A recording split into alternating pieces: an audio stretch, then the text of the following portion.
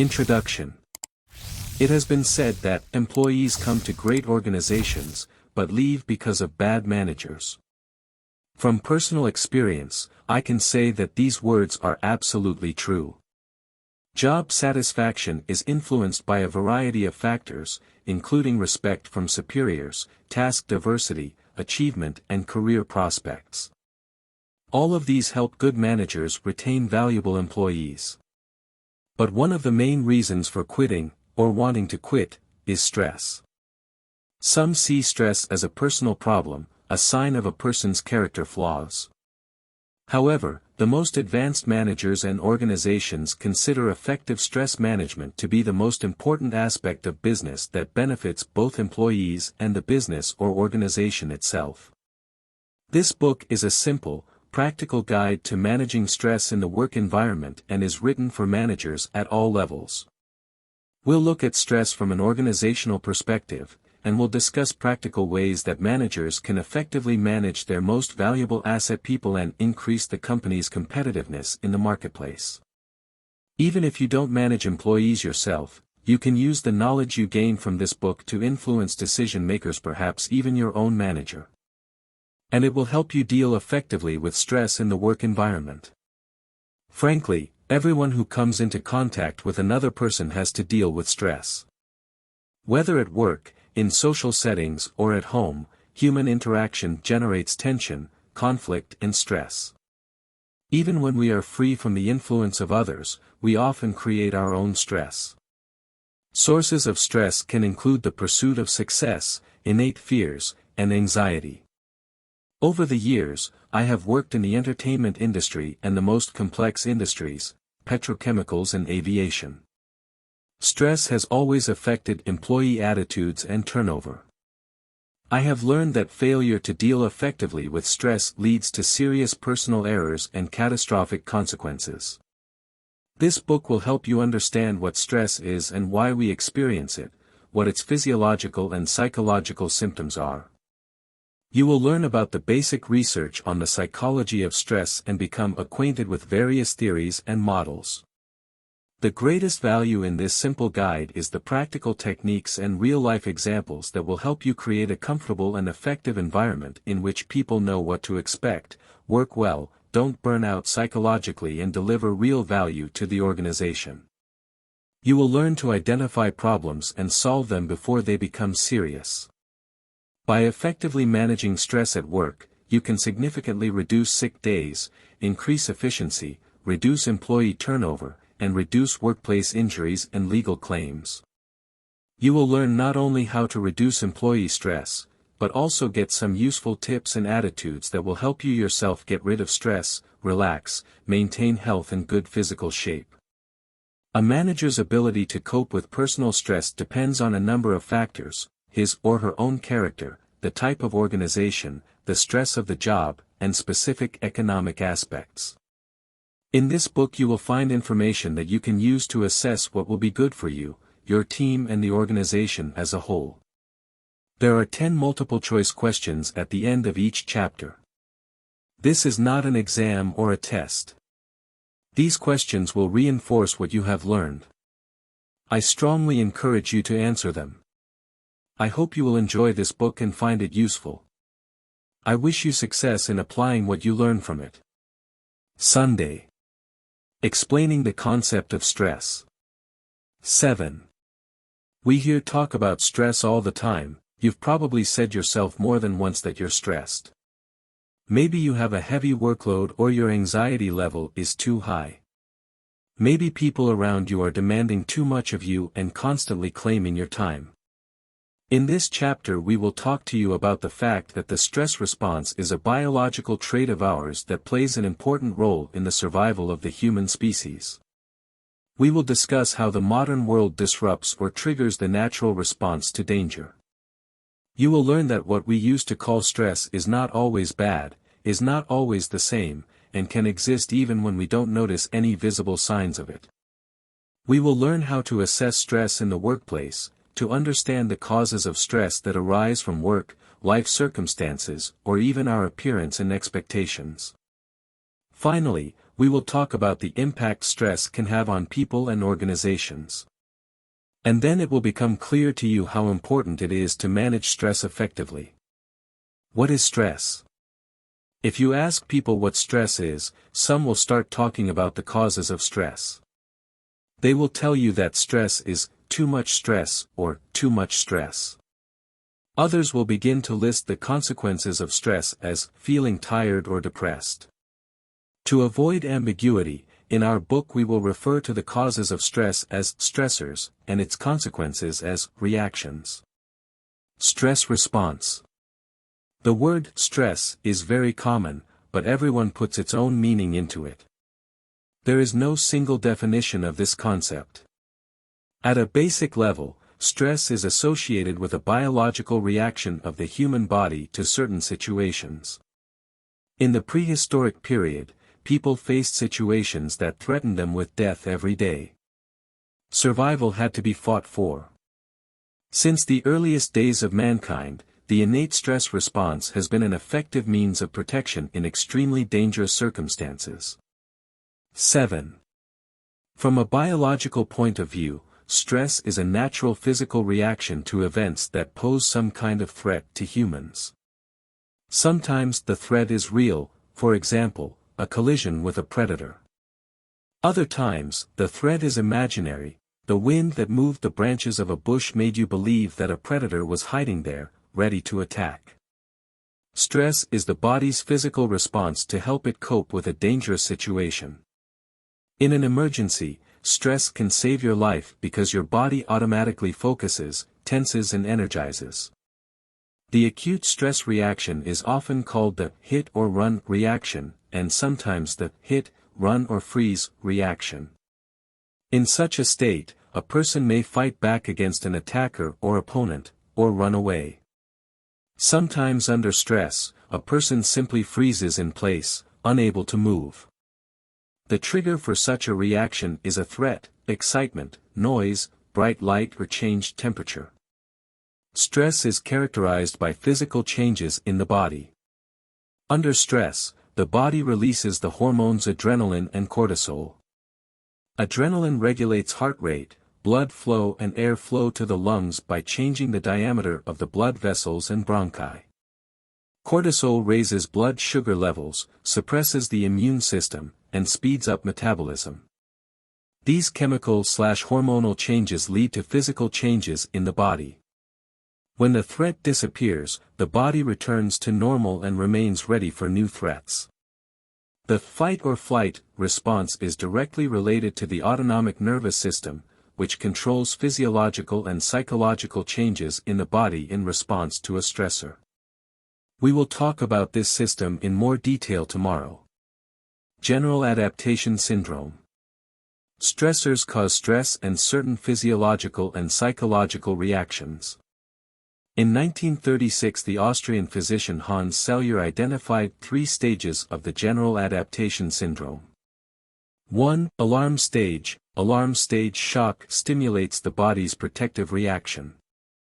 2. Resistance stage. The body either resists the stressor or adapts to its effects. 3. Exhaustion stage. Exposure to the stressor continues, but resilience or adaptation ceases, the body is overloaded, the anxiety stage occurs again. If the stress persists, the body may suffer serious damage. Stress in the modern world. Some consider the theory of the general adaptation syndrome as an oversimplification and prefer the interaction approach, looking at the personality in more detail. While the theory of the general adaptation syndrome speaks of an automatic response, modern research shows that a person is able to balance the demands made by taking into account various factors. This approach leads to a different definition of stress. Stress is an imbalance. Various factors influence a person's stress response, which include: cognitive evaluation is a person's perception of a situation or event. Experience, familiarity, real or historical, with similar events, relevant knowledge or preparation, reinforcement or adaptation, which is perceived as ability or inability to cope. Requirement, a perceived requirement, the actual ability to meet the requirement. Interpersonal influences, origins and influencing factors. A state of stress imbalance is an imbalance between real and perceived demands and the ability to cope with them. The interactive model is an effective basis for strategies to cope with stress, which we will talk about in more detail in the following chapters. The fight or flight response helps us cope with physical danger in today's jobs. Today we face psychological rather than physical danger more often. We are afraid of losing our jobs or not getting the job done on time. However, many also face the real danger of violence or harassment. The danger of being eaten by a tiger is a thing of the past, but human biology has not changed. Biology makes no distinction between physical and psychological dangers. Just think back to when you watched some horror movie. 7. Interactive stress model. In terms of work or organization, stress in the modern sense of the word would be more properly defined as a negative perception or reaction to excessive pressure or other demands placed on people. Stress is not always harmful. Stress can be both positive and negative. In this book we will talk more often about overcoming the negative aspects of stress. However, the merits of positive stress or pressure should not be neglected. Positive pressure can be motivating, can create a sense of teamwork that promotes accomplishment. The positive stress, butterflies in the stomach, effect is related to the basic biological hit or run response and the response to the increase in hormone levels in the blood. In small doses, hormones help manage pressure and motivate increased performance. Think back to how you feel before a job interview, an important presentation, or on the eve of an important project deadline. Positive stress promotes elevated feelings and makes a person ready for success. Used effectively, positive stress promotes performance, team building, and a sense of overall well-being. We all have different stress thresholds. After a certain limit, stress ceases to be beneficial and begins to harm the body. If you constantly have to work under stressful conditions, your body and mind inevitably pay the price. A person's performance can be represented in the form of a graph showing the relationship between the quality of activity and stress. It is described by the Yerkes-Dodson law. This law was discovered in the early 20th century by psychologists Robert M. Yerkes and John Dodson.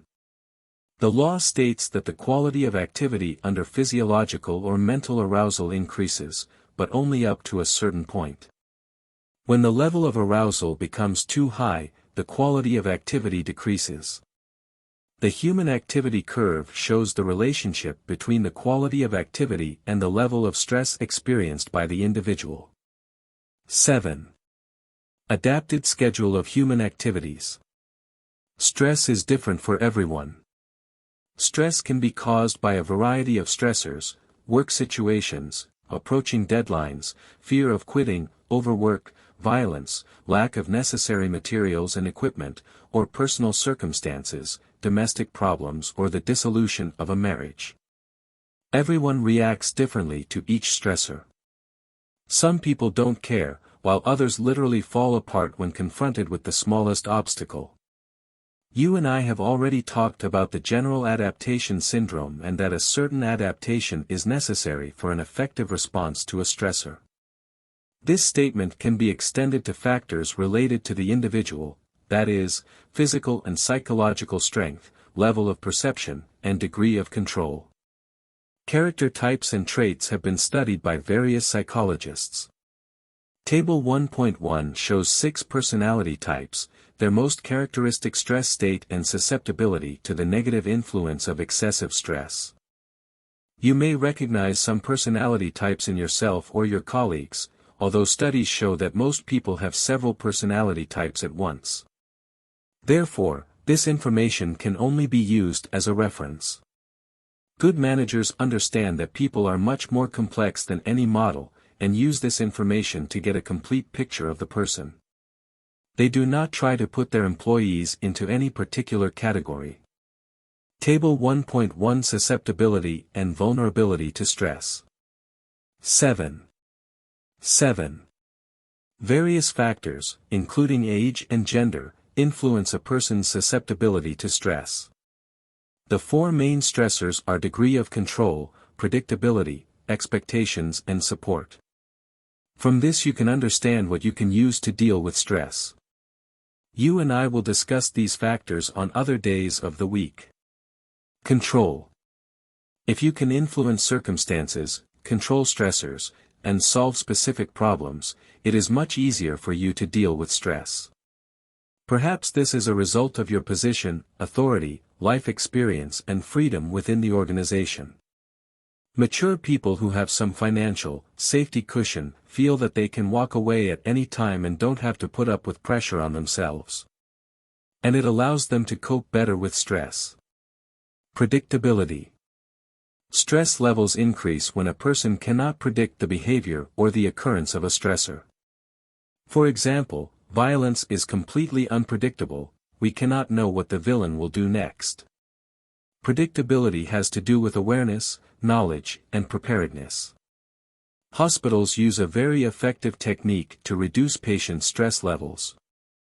Before surgery or childbirth, patients are given the opportunity to familiarize themselves with the hospital environment and the schedule of procedures. I assume you now understand the importance of fire drills, which prepare people for real emergencies. Expectations. People have certain expectations about their own abilities and the pressures of society. For example, men are traditionally seen as the breadwinners, so they are more susceptible to the stress of financial hardship. Women, on the other hand, are traditionally seen as the keepers of the home, so they are responsible for taking care of sick and elderly relatives. An important stress factor for them is their marital status. Such expectations may be intensified by an idea of when the situation will improve or can improve. Support. People who feel supported by coworkers, supervisors, unions, friends, relatives or doctors are less likely to be stressed. Those who find comfort in spiritual support, faith, or belief systems also find it easier to cope with difficulties. Stress assessment. To identify signs of stress in the work environment and determine the extent of its impact, a manager or organization should conduct an analysis using traditional performance indicators, number of sick days, number of work injuries, productivity and quality indicators, customer complaints, number of alterations, etc. In general, it can be said that high levels of workplace stress have a negative impact on all of these indicators. 7. You may notice signs of stress in your employees. Some start taking more medication, others increase their nicotine or alcohol intake, others bite their nails or grind their teeth. People often lose their sense of humor and become overly sensitive. One can even sense a general negative atmosphere in the workplace. Stress even negatively affects appearance, personal hygiene and degree of grooming. In order to present a complete picture, it is necessary, and in some countries even mandatory, to make a formal assessment of stress. Before conducting such an assessment, it is important to prepare, to ensure support from senior management and the organization as a whole, and to explain the potential benefits of the process. Everyone should participate in the stress assessment. Such a process can be perceived as a major change in the organization. On Friday, we'll talk to you about the challenges associated with change management. The process of formal stress assessment consists of the following steps. 1. Identification of potential stressors. Think about the potential causes of stress within your organization. Use the information in this book, but also consider your specific type of organization, personal experiences, and the experiences of other employees. 2. Identify a risk group. Gather information on the performance measures we discussed above. Conduct a survey or distribute a questionnaire to employees. There are many survey mechanisms, but by reading this book, you will certainly be able to develop a customized questionnaire for your organization. 3. Assess the risk. As you gather the information, think about what it means to you. Does your current environment affect your stress level? What areas of activity do you need to pay special attention to? Preventing stressful situations is important, but you should also think about how to reduce the damage from existing stress. How does stress manifest, build up and subside? 4. Create an action plan. Create an action plan showing what needs to be done, when, and by whom. Communicate this plan to all employees. Ensure that all actions are completed in full.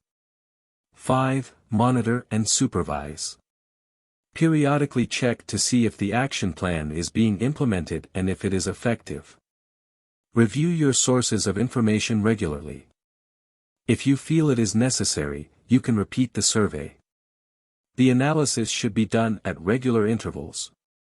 You should be aware of any changes that occur in the organization, downsizing, new equipment, or the introduction of new ways of working. Such changes may require additional analysis or improvements in control methods. The absence of signs does not mean the absence of stress. Regardless of what you've already learned, it's important to remember that people often just hide stress. Sometimes this is due to fear or embarrassment, sometimes it is dictated by corporate culture. Perhaps a person just doesn't want to spoil the mood of those around him. It seems to him that he has everything under control. Such a person simply does not let his feelings out. If you don't see signs of stress in your organization, it doesn't mean it's not there. More often than not, the opposite is true. Behind a decent facade there is a complicated situation. Imagine a swan gliding over the smooth surface of a lake. The serene picture is not as calm as it seems at first glance. Under the smooth surface of the water, the bird's webbed paws are working intensely. Causes and consequences of stress. While the cause of stress may be the organization and the job itself, not all stress is specifically related to them. People often bring their own stresses to the workplace. Individual non-work-related stressors can overlap with work factors. Personal financial concerns are related to reduced work hours, declining wages, and uncertainty in the job market. Previously, supervisors required employees to leave their anxieties at the door. This style of leadership is now unacceptable and ineffective.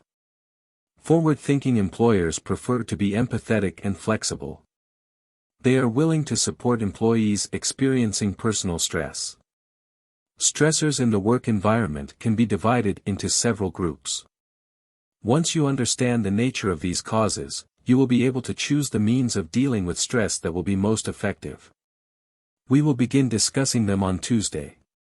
Allocation of roles, responsibilities and control, that is, the actual requirements of roles at work, the expected level of uncertainty, any conflict of interest, the degree of autonomy or control.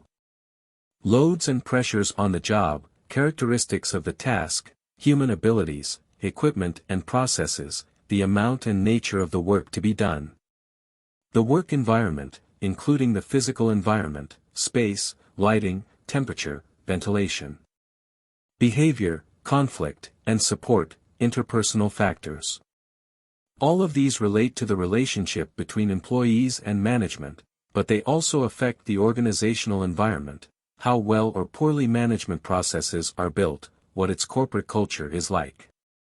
This also includes harassment and violence, the level of support available, the quality of rewards for good work and punishments for bad work. Such factors are directly related to people's specific anxieties.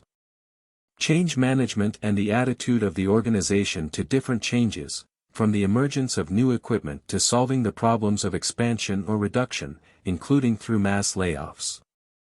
It is clear that some stressors are easy to cope with and require minimal effort. Others are difficult to address, or even impossible to address at all. In the late 1960s, two researchers, Thomas Holmes and Richard Ray, identified the relationship between life circumstances and illness. The Holmes-Ray stress scale shows the relative degree of influence of different life events in units of life change, see Table 1.2. The vitals given in the table are averaged.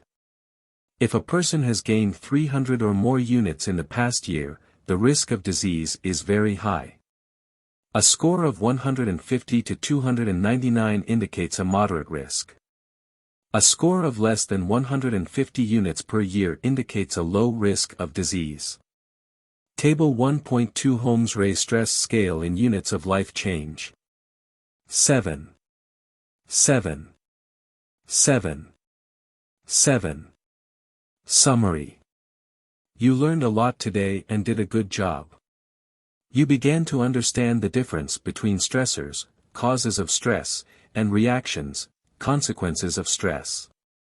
We talked about the hit or run response, the general adaptation syndrome, and the modern interactive model of stress, which takes into account not only the individual, but also their environment. You learned the principle of assessing stress in the workplace. You realized that stress is not always harmful and can even increase productivity in small doses. You have learned that everyone reacts differently to stress. Factors such as character, degree of control, predictability, expectations and level of support affect a person's response. You have learned that stress can exist even when there are no visible signs of it. Finally, you realize that personal life events can overlap with work circumstances and cause stress. We discussed the comparative intensity of life events and the extent to which they affect a person's health. Questions. Answers are given at the end of the book. 1. Which of the following is not a definition of stress? A. Natural biological response to a threat or danger. B. A range of responses to stressor, anxiety, resistance or adaptation and potential exhaustion. C. Negative influences or reactions to undue pressure or demands of another kind. D. The way weak people react to crises is panic and confusion. 2. Which of the following statements is true about stress? A. Signs of stress are always visible. B. Some stresses can be positive. C. When confronted with life-changing events, all people react in the same way. D. Cheerful people are less stressed than moody and sad people. 3. What personality types are most susceptible to stress? A. Ambitious. B. Calm. C. Good faith. D. Indecisive. 4. What important factors can influence a person's susceptibility to stress? A. Expectations. B. Predictability. C. Degree of control. D. All of the above. 5. What factors are not considered in the interactive model? A. Personal perception of the situation or event. B. Whether the threat is physical or psychological. C. Experiencing similar events or related training. D. Perceived or real ability to meet requirements. 6. What can happen to the number of sick days, occupational injuries, and consumer complaints if there is stress in the work environment? A. This amount will remain unchanged. B. This number will decrease. C. This number will increase. D. Estimating this quantity is meaningless and a waste of money. 7. When assessing workplace stress, what is the first thing to do? A. Make a plan of action. B. Assess the risk group. C. Seek the support of senior management. D. Send out the questionnaire. 8. When should a workplace stress assessment be analyzed? A. Regularly or in moments of change.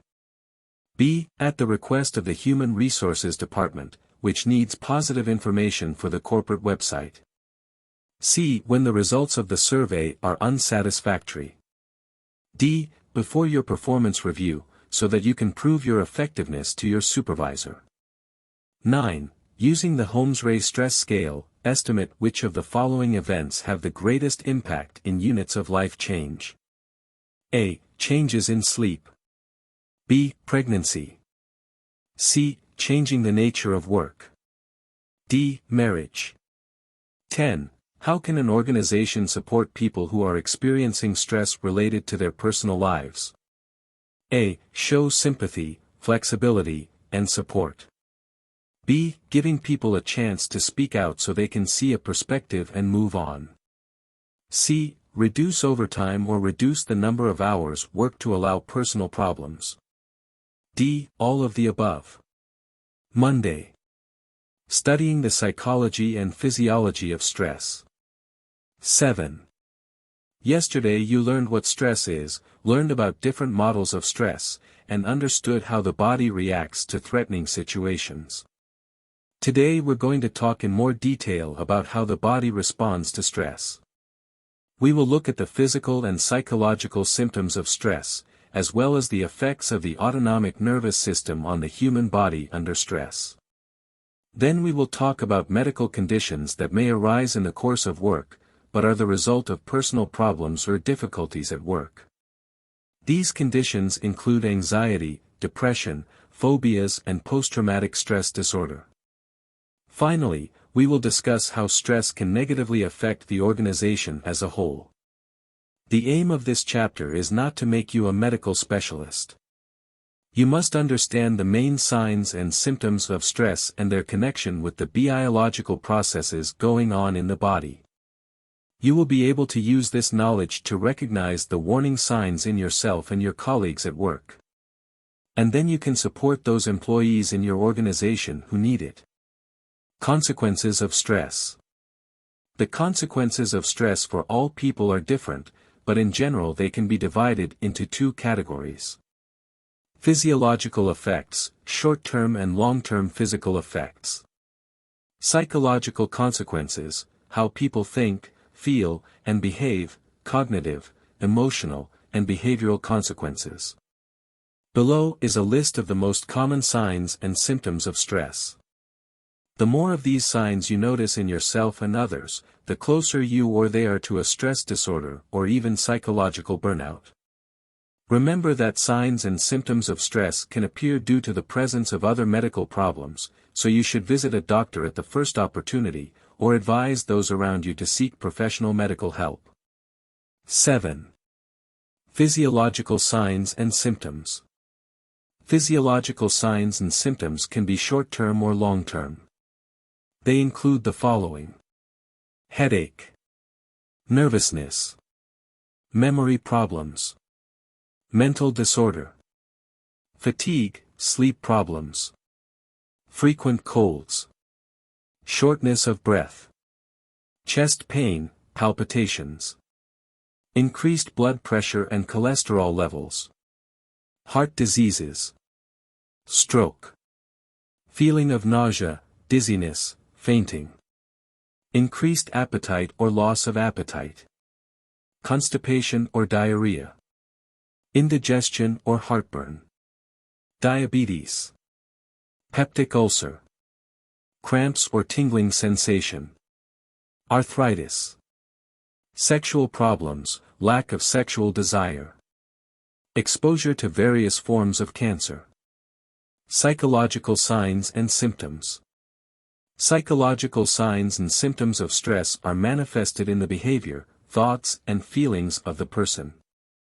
They include anxiety, fear of the future, irritability, nervousness, aggression, focusing on the negative, depression, feelings of unhappiness, irrationality of judgment, inability to relax, feeling overwhelmed, feeling of abandonment, loneliness, uselessness, breaking up a relationship, job dissatisfaction, restlessness, agitation, inability to concentrate or relax, the perception of oneself as a loser, a bad or ugly person, lack of interest in others, loss of a sense of humor, inability to make decisions, avoidance of difficult situations, denial of problems, addiction to alcohol, cigarettes or recreational drugs, nervous habits, habit of biting nails, tossing, etc. Autonomic nervous system.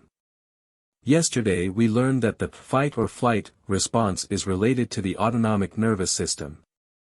The nerves in this system are responsible for the automatic and unconscious regulation of bodily functions. The sympathetic nervous system prepares the body to fight, and the parasympathetic nervous system is busy defending the body. Both systems work in perfect harmony with each other. For example, the sympathetic nervous system causes the heart to beat and breathe faster, but at the same time slows down digestion. The parasympathetic nervous system decreases the rate of heartbeat and breathing and stimulates digestion. As you will see in Table 2.1, which describes the autonomic nervous system reactions, the body's natural reactions cause many of the signs and symptoms of stress. In addition to these common symptoms, stress can cause a variety of chronic illnesses. We've only listed the most common ones, although there are others. Once you have been diagnosed, your doctor will be able to give you more specific advice. If you notice similar symptoms in yourself or others, be sure to seek professional help. Table 2.1 Autonomic Nervous System Reactions. 7. Depression. Depression is a state of poor mood, aversion to any activity, sadness, longing, anxiety, and guilt. Depression can be related to the presence of the following factors. Depression in a family history. Life changes, for example, the death of a child or spouse. Alcohol or drug use.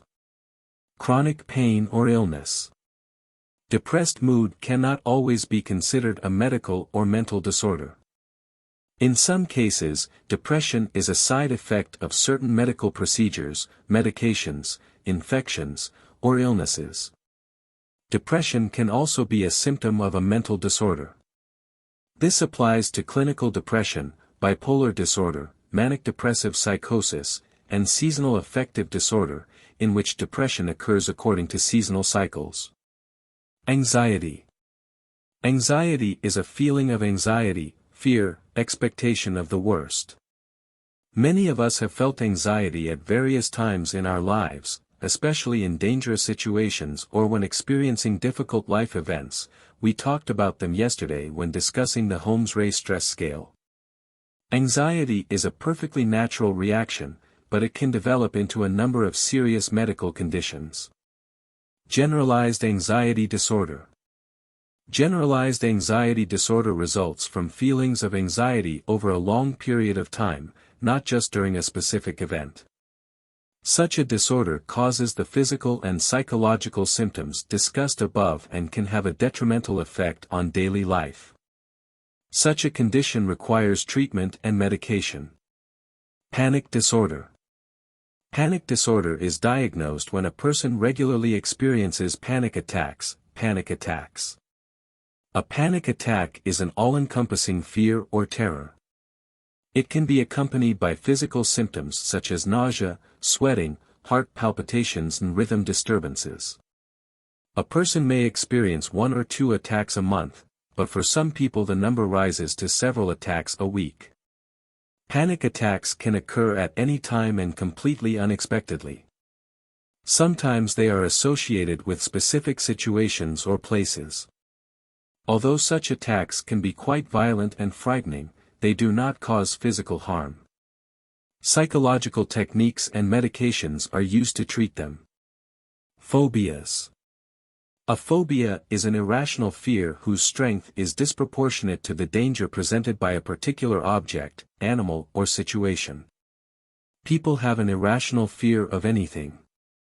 Some are afraid of heights, some are afraid of confined spaces, flying, spiders, snakes, clowns or the number 13.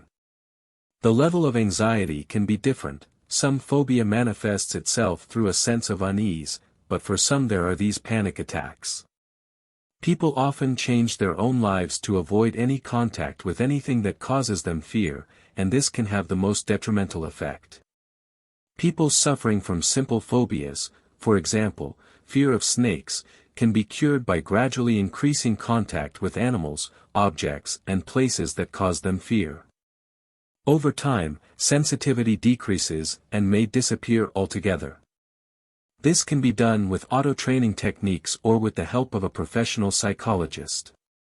People suffering from more complicated phobias, for example, agoraphobia, fear of open spaces, fear of situations from which there may be no exit, in which one cannot get help, have a harder time.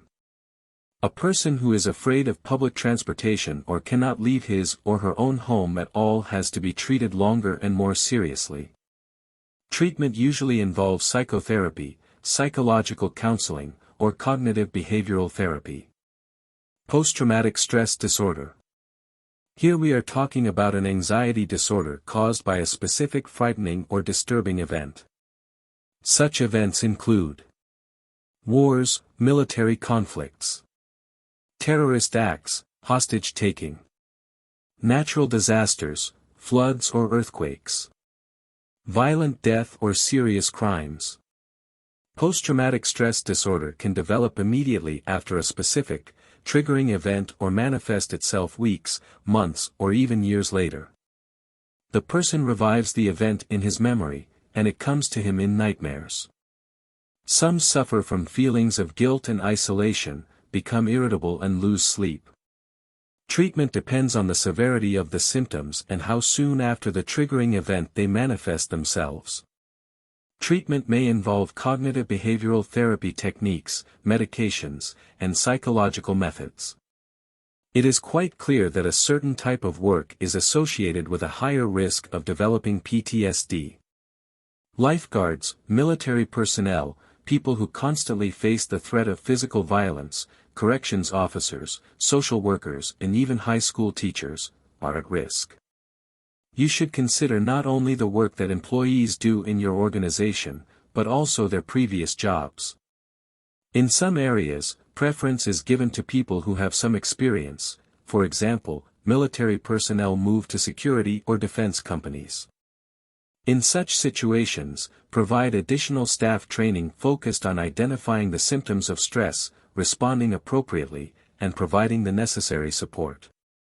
Obsessive-compulsive disorder. We are talking about an anxiety disorder, which is characterized by ritualistic behavior aimed at eliminating the cause of the disorder, fear or anxiety. People constantly wash their hands, clean up, or check everything dozens of times. Some become literally obsessed with thoughts of a sexual, violent, or religious nature. Others have an aversion to certain numbers. Sometimes obsessive-compulsive disorder is associated with a high level of intelligence. People often suffer from other personality disorders as well. Treatment uses a variety of behavioral therapies and medications. In extreme cases, even surgery may be considered. Other biological factors.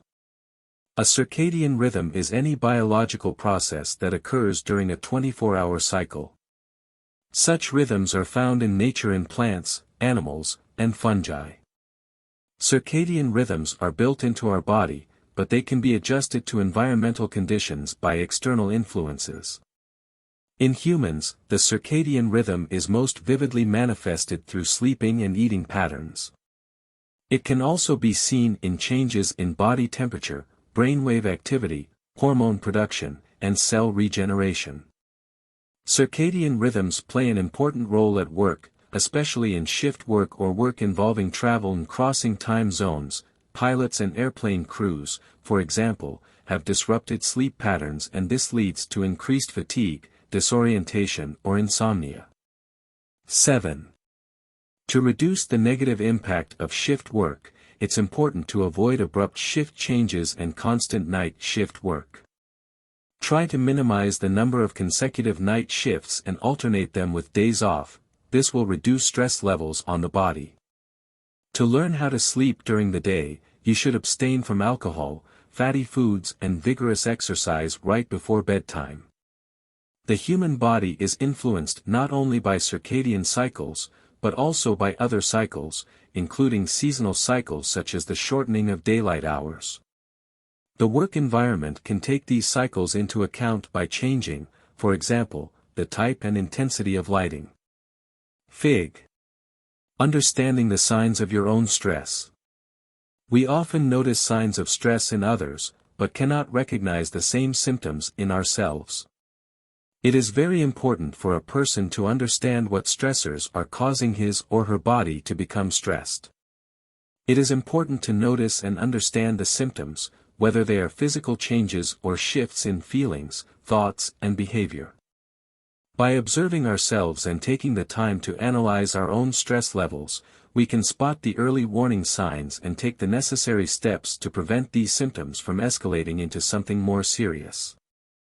This is the way to deal with any situation. We will discuss simple, accessible actions for everyone to reduce stress levels and improve your well-being on Saturday. The impact of stress on the organization. Stress not only affects people, but also organizations as a whole. It doesn't matter what the cause of the stress is. It may arise in the workplace, or it may be related to an employee's personal life. So what areas of corporate life are affected by stress? The loyalty and dedication of employees. On the influx of new employees and employee turnover. On the quality of work and productivity. On the number of work-related injuries, days missed due to illness, and consumer complaints. On customer satisfaction. On the reputation, brand and image of the company. In some situations where the source of stress is the organization itself, employees may face legal liability. Failure to reduce stress levels can lead to legal battles and lengthy litigation, charges and compensation claims.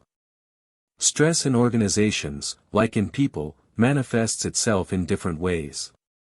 Some areas of work and individual companies are more susceptible to stress because of the nature of the work itself.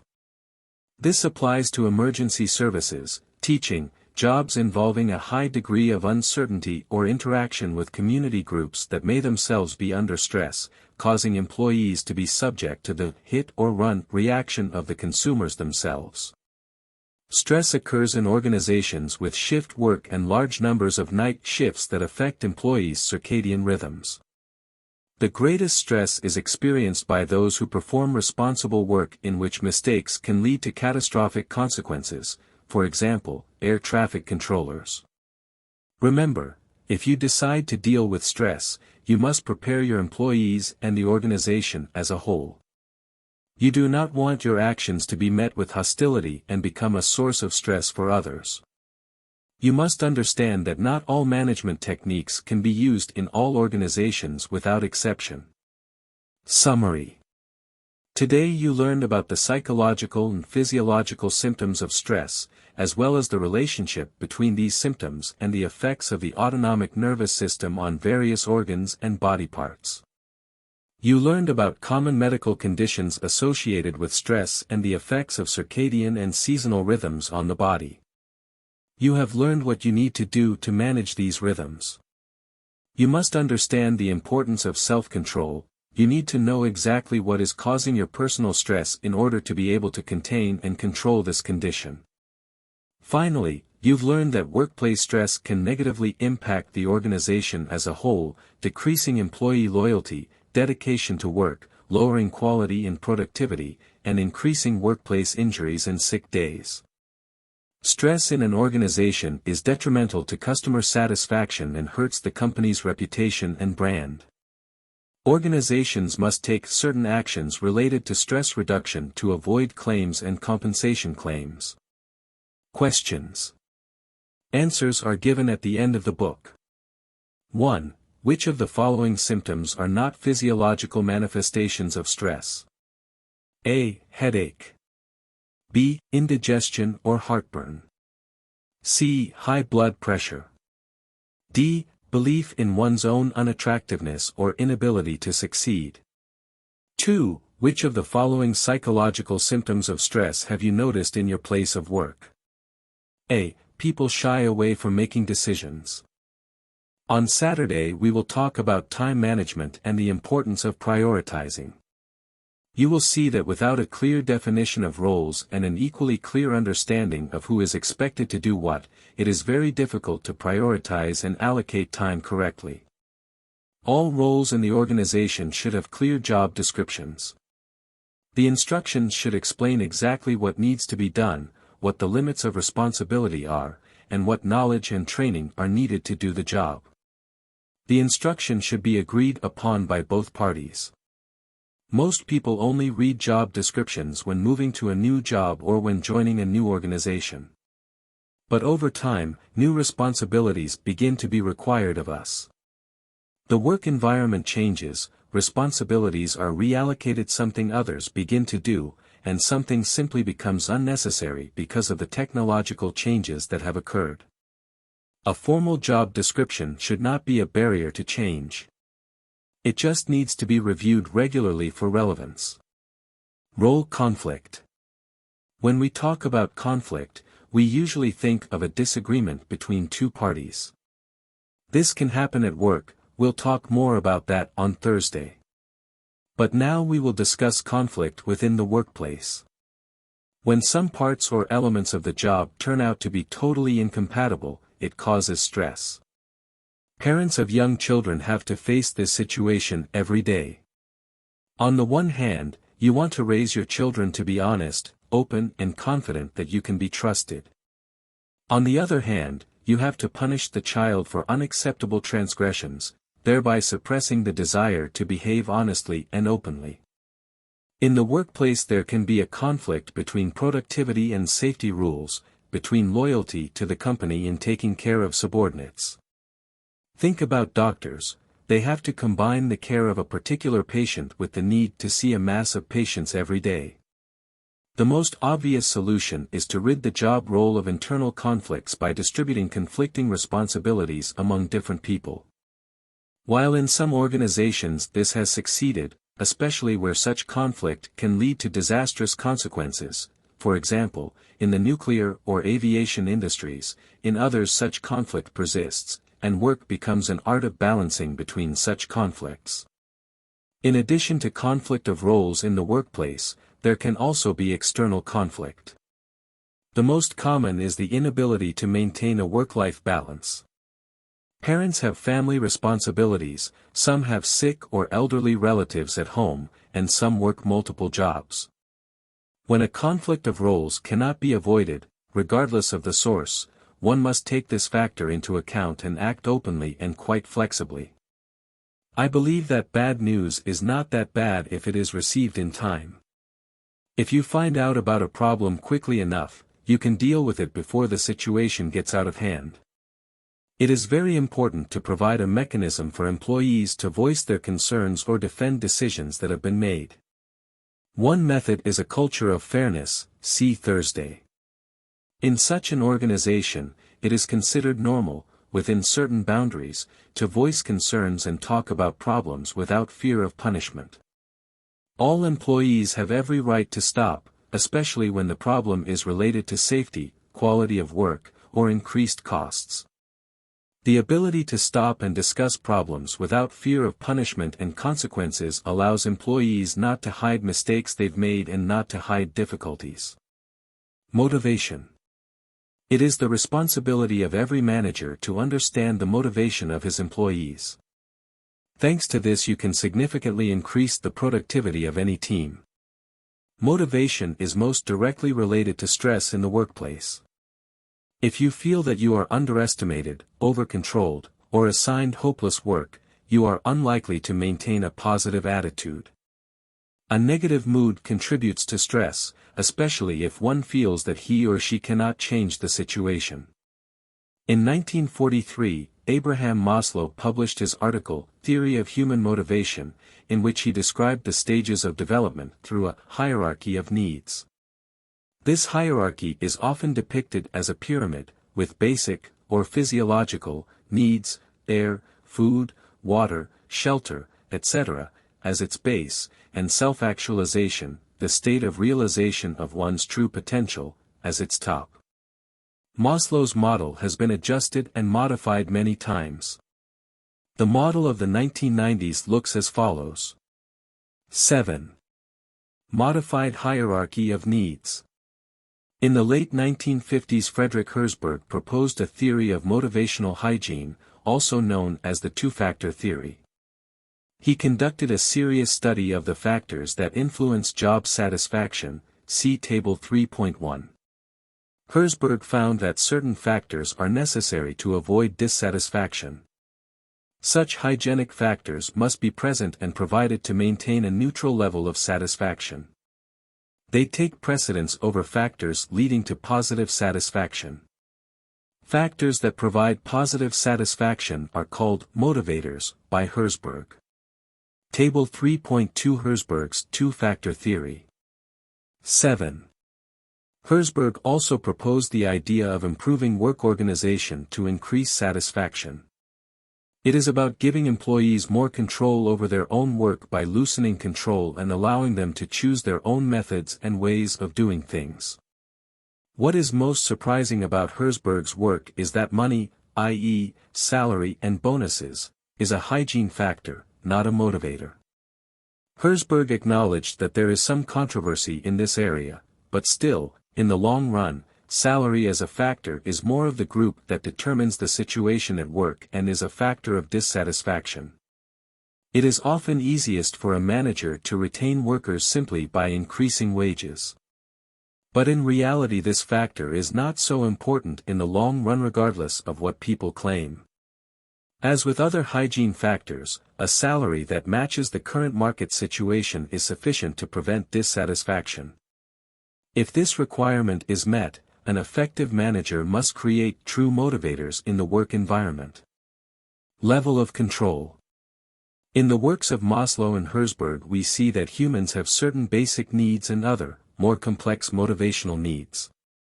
Not being able to satisfy the latter can lead to stress. Employees must be able to influence decisions and understand why certain things are critical and non-negotiable. A complete lack of control is a direct path to stress and a decline in employee self-esteem. Giving people more freedom and self-determination in the workplace pushes them to develop professionally. New skills and abilities increase productivity and help employees master more complex work tasks. Improvements in work organization can be achieved by loosening leadership and giving employees more autonomy. This approach must be supported by clear lines of responsibility and accountability, and be consistent with a goal-oriented approach to work. It should be recognized that some types of work, repetitive and monotonous, are less adaptable, and in such a situation other methods should be used to motivate employees. Increasing the responsibility of the personnel and complicating the duties creates the main motivator, the complexity of the task. The alternation of tasks ensures variety, which is beneficial both for the employees, higher level of job satisfaction, and for the organization as a whole, prevention of mistakes. Employees engaged in repetitive, monotonous work become easily distracted, and sometimes go into autopilot mode, which leads to errors and occupational injuries and affects safety, quality, and productivity. Creating a sense of teamwork and alternating tasks helps people stay focused on the job. Collective responsibility for a range of tasks ensures team spirit and mutual support. As an example, imagine a production line with a series of operations. Each operation requires certain skills. If all workers are capable of performing each operation, the team can keep the assembly line running smoothly and ensure a variety of tasks by rotating between positions. This approach requires some training costs, but these costs are more than offset by the benefits of motivation and increased productivity. In addition, the organization's dependence on specific employees is reduced. The dismissal or absence of one of them will not affect the work, because he or she can be replaced by anyone else. At one time I worked in an amusement park and was in charge of running the rides. Large rides had a large team, someone to watch the lines, someone to receive and seat guests in the booths, someone to watch the bags, and the operator to start and stop the ride, giving full control. Many jobs were repetitive and others affected overall safety. Retraining workers to learn different skills and constant rotation benefited safety. Workers also gained much-needed variety. They remained motivated to work and interacted much more effectively with guests, improving the quality of their work every day. Working on objective results. Working on objective results provides less regulation of employees' work and ensures a greater degree of autonomy and control.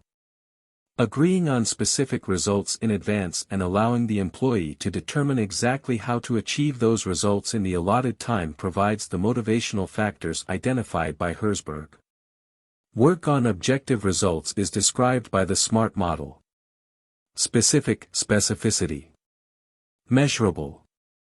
Achievable. Relevant, relevance or relevance.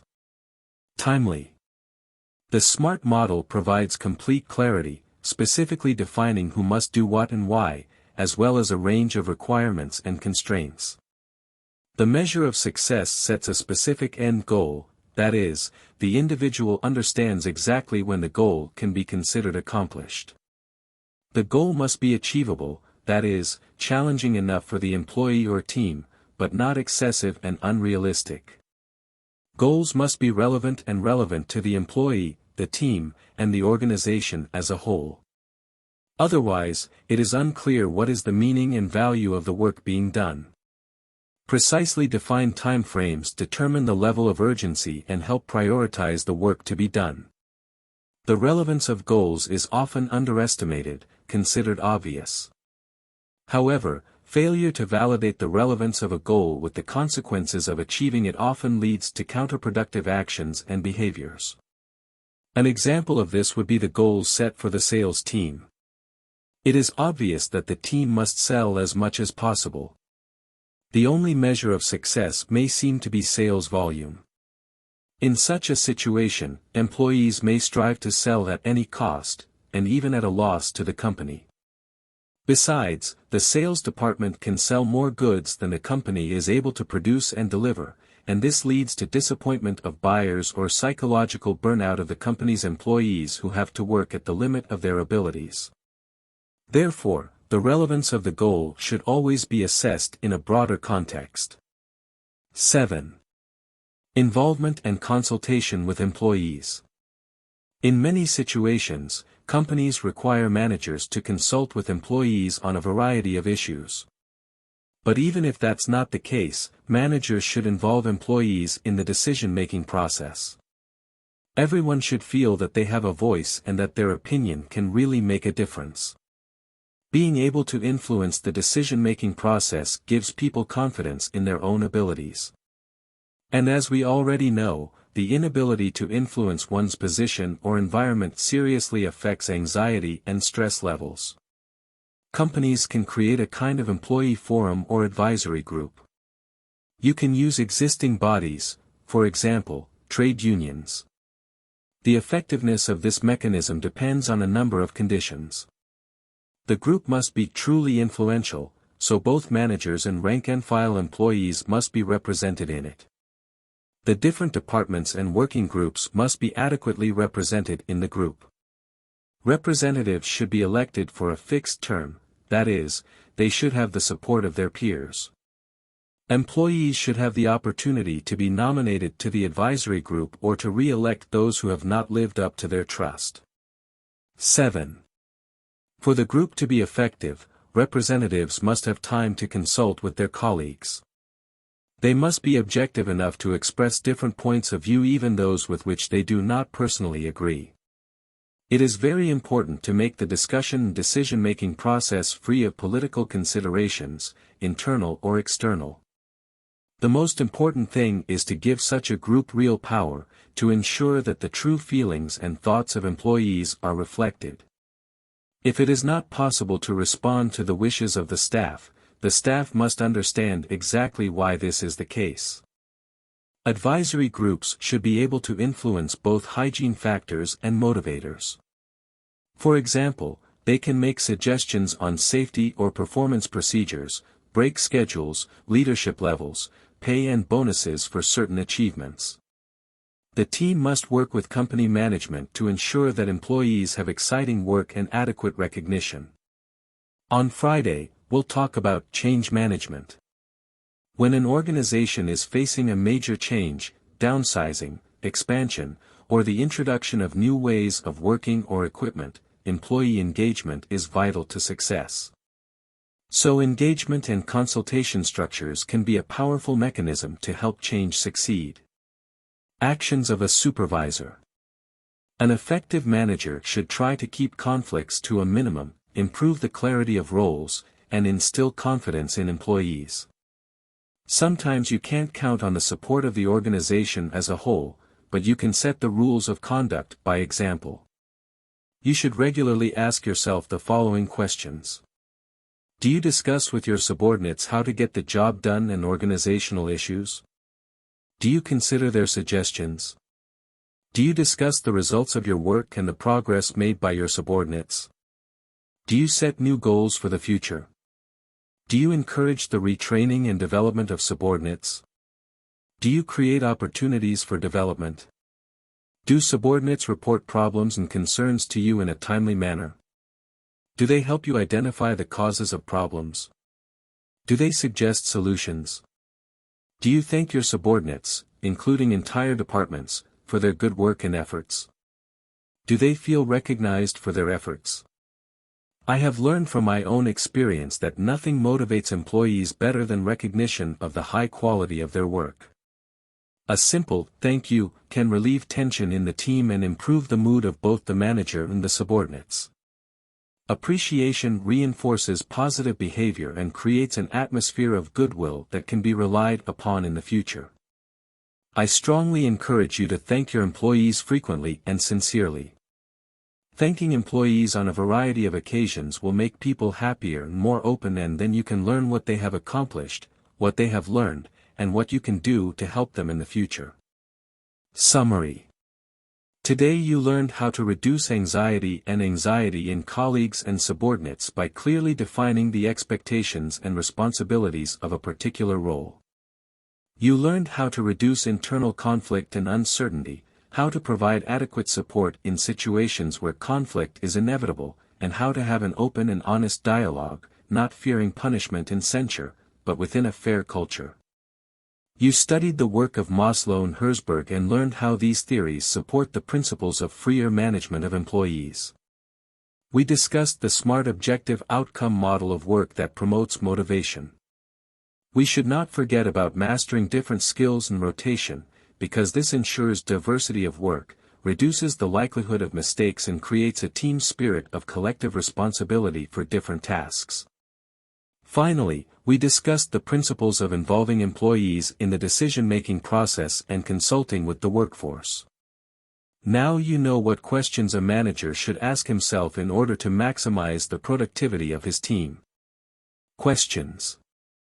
Answers are given at the end of the book. 1. Why is clarity in defining responsibility so important? A. To know who to blame for mistakes and failures. B. So that everyone knows what is expected of them and can adequately set their own priorities. C. To make sure you are not paying someone too much.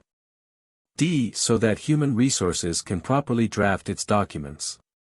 2.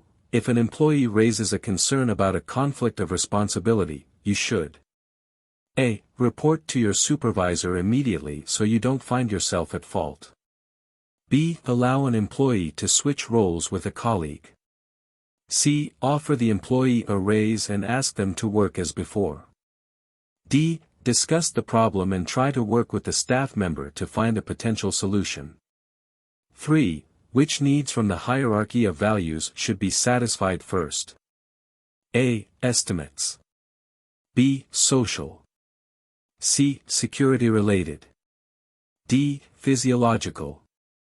4. According to Herzberg's two-factor theory, which of the following are not hygiene factors? A. Salary.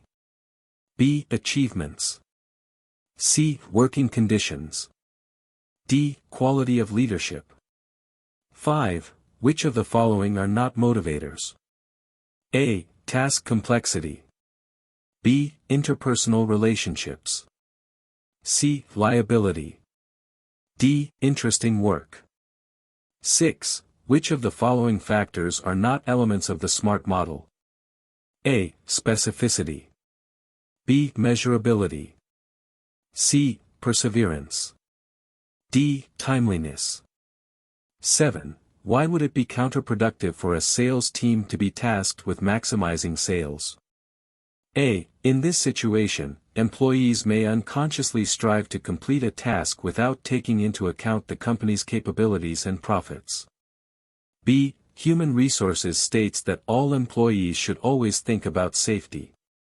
C. Have to pay too much commission to the sales staff. D. The situation cannot be counterproductive because increased sales are always a good thing. 8. Why does rotation increase motivation? A. Work becomes more varied, and team spirit is increased. B. Employees have to spend more time retraining than working. C. Employees choose higher paying jobs. D. Employees have to move from place to place, and no one understands what their immediate responsibilities are. 9. What is an important factor to consider when creating an employee forum? A. We need to make sure that the forum does not include those who constantly become a source of problems. B. You need to make decisions before the group meets to be able to let everyone know what's going on. C. All departments and services must be represented, including management and employees. D. Keep the representatives busy so they don't talk to the rest of the staff. 10. How can a manager increase the motivation of his team? A. Talk to subordinates about their concerns and problems. B. Retraining and development should be encouraged. C. Thank your subordinates more often. D. All of the above. Wednesday. Improving the work environment. 7. We often think of ourselves as overworked. Sometimes this is true, and sometimes it is just a grumble that comes from dissatisfaction with work or a mismatch of ideas about quality work with coworkers or supervisors. We often confuse activity with productivity. We may spend the entire day at work going from office to office, in meetings, or writing reports, but end up doing nothing useful. On Saturday, we'll talk more specifically about time management and prioritization, which are very important for workload distribution. Today, however, let's focus on how a manager can use knowledge to motivate employees to work more efficiently and productively without setting unrealistic goals. We will also learn how to distinguish between activity and performance. Today we're going to talk about how to use the Pareto method to identify the most important factors that increase efficiency. And we'll discuss a number of principles, tools and techniques to help increase productivity and reduce stress by eliminating pointless waste, resolving difficult situations and smoothing out conflicts. Finally, we will discuss how elements of the design of the workplace and work environment can increase tension and stress, as well as methods to effectively eliminate such negative elements. Stress at work and tension in the workplace. When people don't understand what is expected of them, they make assumptions based on the behavior of those around them. As a supervisor, it may seem normal for you to always be the first to arrive at work and the last to leave at the end of the day. This may be mandated by work routines or personal considerations. Either way, your behavior sets the expectations of your team. People around you notice and copy your behavior, assuming that because you do it, it's important. If you continue to behave in this way, you expect others to do the same. 7. A perfectly innocent act can create an atmosphere in which people will be afraid to ask for time off, or not be able to ask to go to their own child's school play or visit the dentist, etc. Employees will go into autopilot mode. It will be more important for them to be noticed in the workplace rather than the results of their own work. Pressure will build up and resentment will intensify. Eventually the whole team will be plunged into stress. This is a description of something I once encountered. A courageous secretary came to me to express the mood of the team I was in charge of. I was astonished at what had happened.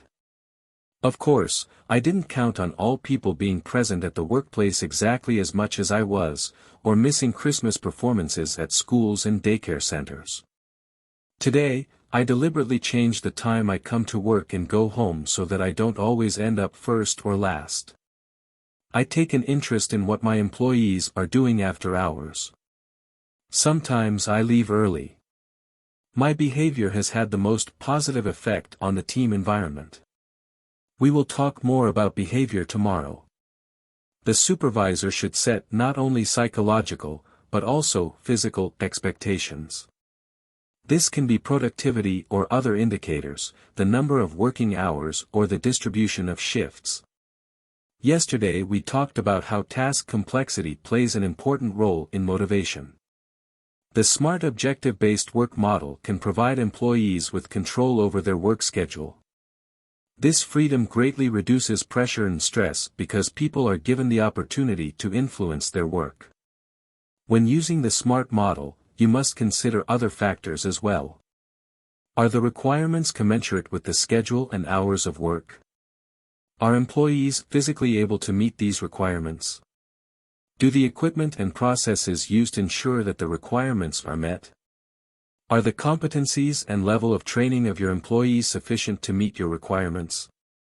How can employees voice their concerns and discuss problems that arise? Increasing productivity and improving production processes.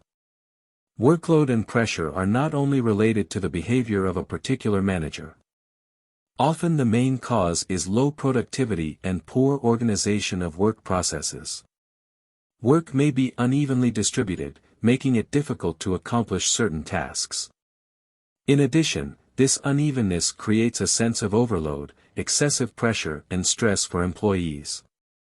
Work procedures or approval processes may be unnecessarily complex or written without the input of those directly involved in the tasks. Managers often call for working smarter, not harder, but few are guided by this intention. How many times have your colleagues said, "This job could be so much easier if we..." In the following chapters we will talk about the basic means and techniques for improving work processes and increasing productivity without overloading and excessive pressure. Pareto analysis. Sometimes it can be hard to know where to start. Pareto analysis is useful for time management and problem solving. On Saturday, we'll talk about how 80% of the problems can be solved in 20% of the time if you allocate your time wisely. Today we will apply the same rule to productivity. Let's assume that 80% of the effective work is done in 20% of the time, and we devote the remaining 80% of the time to tasks that cover only 20% of the effectiveness.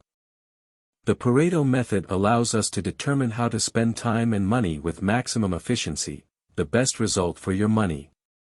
Sometimes you have to figure out exactly how you analyze your information. Let's look at a real situation from my life, and you'll see how useful and effective the Pareto method can be. A company runs a chain of fast food restaurants in a certain city. Each of the 6 restaurants periodically runs out of some product. This leaves customers dissatisfied and the staff under a lot of pressure to deal with annoyed customers while thinking that management will pin it on them. The company decided to put a stop to this and started collecting data by restaurant, which restaurant had the most problems and what was the cause. The results were summarized in a chart. 7. Number of products offered by restaurants. 7. Reasons for the absence of a product. After analyzing the first chart, management could focus on restaurant 3, which offered the most food. However, if you analyze all the causes by restaurant, it becomes clear that the main problem is improper handling of grocery inventory. And that means that the effort needs to focus not on a particular restaurant, but on the cause. Here's how the problem was solved in real life. The company implemented a simple reminder system in the central warehouse. At the end of the day, central warehouse employees called all the restaurants to see if they had forgotten to enter their orders into the electronic system. The problem was solved, the customers were satisfied, and the stressful situation for the staff was resolved in the best possible way. 5 Frugal Principles. The terms lean principles, Kaizen, Six Sigma, or process improvement, can sometimes seem mysterious and cryptic, even though they have been used to improve efficiency for quite some time. Personally, I think that all these techniques can indeed be useful, but sometimes in their use people go too far and forget about the social aspect of work, which also has a serious impact on productivity. And yet, the pragmatic application of some of the principles and tools can greatly improve the situation with workload and pressure. That's what we're going to talk about.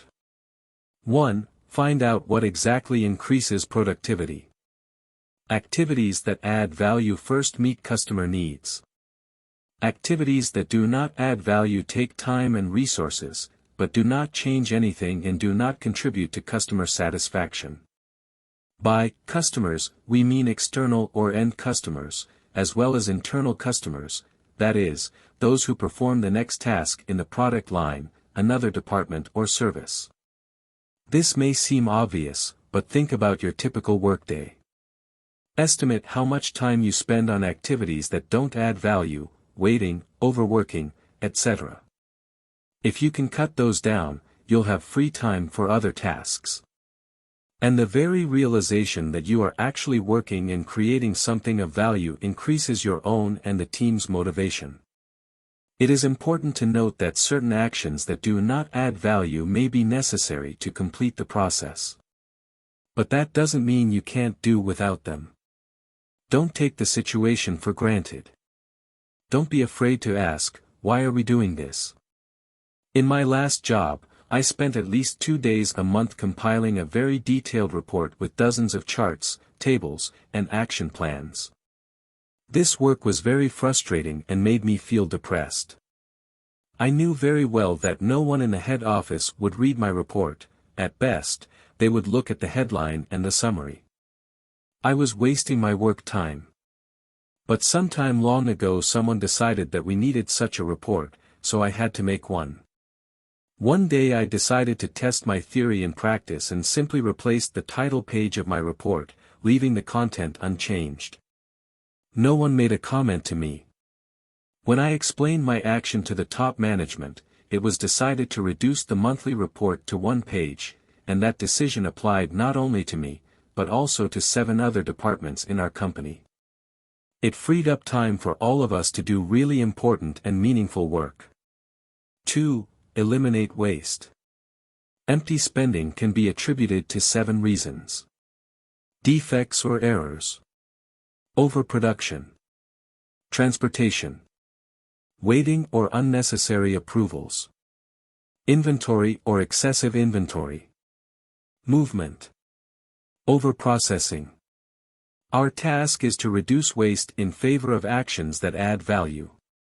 If we talk about stress management, we need to pay attention to movement and reducing the proportion of physical labor, using mechanical means rather than physical force, eliminating unnecessary or inefficient procedures and approvals.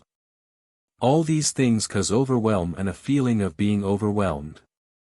3. The cost should increase according to the client's wishes. Too often our workload depends on instructions from above rather than the needs of an internal or external client. And that leads to a weak link and serious performance problems. 7. To get rid of problems, you immediately want to use more resources or equipment. However, a simple analysis will allow you to smooth the situation with the available resources. It is always possible to redistribute workloads and reduce pressure on employees. The following real-life example involves an amusement park ride. There was no way the attraction could meet its occupancy plan, number of customers per hour. This was affecting waiting times in queues and customer satisfaction. In addition, the employees were under serious stress from not being able to meet the plan and having to deal with irritated customers who had to wait a long time. Theoretically, the attraction could function at a rate of 20 seconds, this rate is called the clock rate, working time divided by customer demand. To achieve the 20-second clock rate, certain steps had to be completed simultaneously, launching customers, depositing bags, boarding, launching, etc. Each of these steps could be completed in the allotted time, as shown in the diagram. Then we studied how the 10 steps of the process are divided among the 5 workers operating the attraction, the operator, and the 4 assistants. We generated a load table, and it became clear to us that the second assistant was the problem. As you can guess, no one wanted to perform the duties of the second assistant, because it was obvious that they were the ones pulling the team backward. No matter what everyone else did, there was no success. Instead of looking for additional resources, we decided to redistribute the workload and shift one step each from the second assistant to the first and fourth assistants because they were understaffed. In addition, the time they wasted waiting for the second assistant to complete their work was frustrating. 7. Attraction staff load table. As a result, all team members worked efficiently, were able to meet the clock and get rid of problems, as shown in the final diagram. This benefited both the staff and the customers. 7. Table of attraction personnel load, after adjustment. 4. Involvement of employees and increasing responsibility. When we discuss change management tomorrow, we will see that employee engagement has the most positive impact on the success of change. Yesterday we learned that task complexity and involvement in determining workload increases motivation, strengthens team spirit, and improves performance. 5. Continuous improvements. Improvements need to be reviewed regularly to make sure the change is effective. Customer needs, technology, personnel, and process interactions change over time. New opportunities arise to improve work processes, reduce pressure, and increase employee motivation. Workplace design and work environment. Yesterday we discussed Maslow's and Herzberg's hierarchy of needs. We learned that basic biological needs and other hygiene factors must be managed to eliminate dissatisfaction. The physical and psychological aspects of one's environment directly affect stress levels. Ergonomics, sometimes called human factors science, is the science that studies the interaction of humans with the work environment or other parts of the system. Ergonomics plays an important role in the design of the work environment. It helps relieve workers of the stress associated with unnecessary demands on the body or mind. Ergonomic assessment concerning the physical features of the workplace is especially important if the work involves considerable physical effort, prolonged sitting or standing, and strenuous and delicate work. Ergonomics can also take psychological aspects into account. Think about the design of computer software and how annoying and unfriendly interface, the need to constantly repeat the same actions, which can lead to errors and inattention to warning signals. For example, if the hazard warning light is green, we simply will not pay attention to it, because we are used to being always warned of abnormal situations in red. According to ergonomic requirements, the workplace should be organized in such a way that its elements can be adjusted to the needs of the person who will use it. This applies to everything from the height of the chair, workbench, lighting or heating, and depends on the individual characteristics of the person, height, physical ability, or personal preferences. Each of us has our own idea of comfort. Staff training plays an important role. Employees must understand and use proper work practices. This includes techniques for lifting weights, sitting or standing to reduce strain on the spine, and instructions on how to use systems and equipment. To summarize, we can say, workplaces or areas should be organized in such a way that provide the employee with the necessary facilities and equipment. Provide easy access to most frequently used items and supplies. Get the employee out of repetitive movements. Reduce the need to bend, stretch, take uncomfortable poses. Eliminate the need for the employee to carry items by hand, use of carts, conveyors, etc. Easy to adapt or modify to the individual needs of the employee. Provide preventive maintenance and repair of equipment. Workflows go better if activities are organized sequentially. Depending on the space available, special lines, rings or U-routes can be arranged. A certain reorganization of the workspace can be done without much effort and expense. Try to use scale plans to plan the relocation of furniture and equipment. Once you've found the best option, you can proceed with the physical rearrangement. Remember that everyone who uses this workspace or area should be involved in this process. Everyone's opinions should be taken into account. If more serious rearrangements that require significant expenditure are necessary, it makes sense to resort to professional help in organizing the process. Tomorrow we'll talk about the psychological environment, behavior, social interaction, and culture. And today let's look at some more elements of the physical environment. Most organizations meet the basic physiological needs of employees: workspace, toilets, water supply, a place to store, prepare and consume food, although in some cases it is not easy to provide such conditions. Think of those who work in remote, hard-to-reach places, for example, on oil rigs, pipelines, in forests, etc. The following should be taken into account when organizing the workplace. Lighting, preference should be given to natural rather than artificial light. Lighting intensity should be appropriate to the nature of the work. Local lighting should be provided for fine work. Lighting intensity should vary when working at night. Seasonal patterns of natural light should be considered. Heating or cooling, the degree of heating or cooling should take into account the physical nature of the work. Employees should be able to adjust the temperature in the workroom according to personal preference. Ventilation, it is necessary to ensure a regular change of air in the room. If the work involves the use of chemicals, leads to dustiness of the room, the appearance of some fumes or bad smells, the effectiveness of ventilation becomes particularly important. Noise and vibration, you need to control not only loud or excessive noise, but also weak background noise. From running equipment or conversations in the office, background music can be a lifesaver, but a curse too. Personal space, the employee should be able to move freely, stretch and perform their job duties. Technical support, it is necessary to provide technical support for working implements and equipment. Recreation rooms.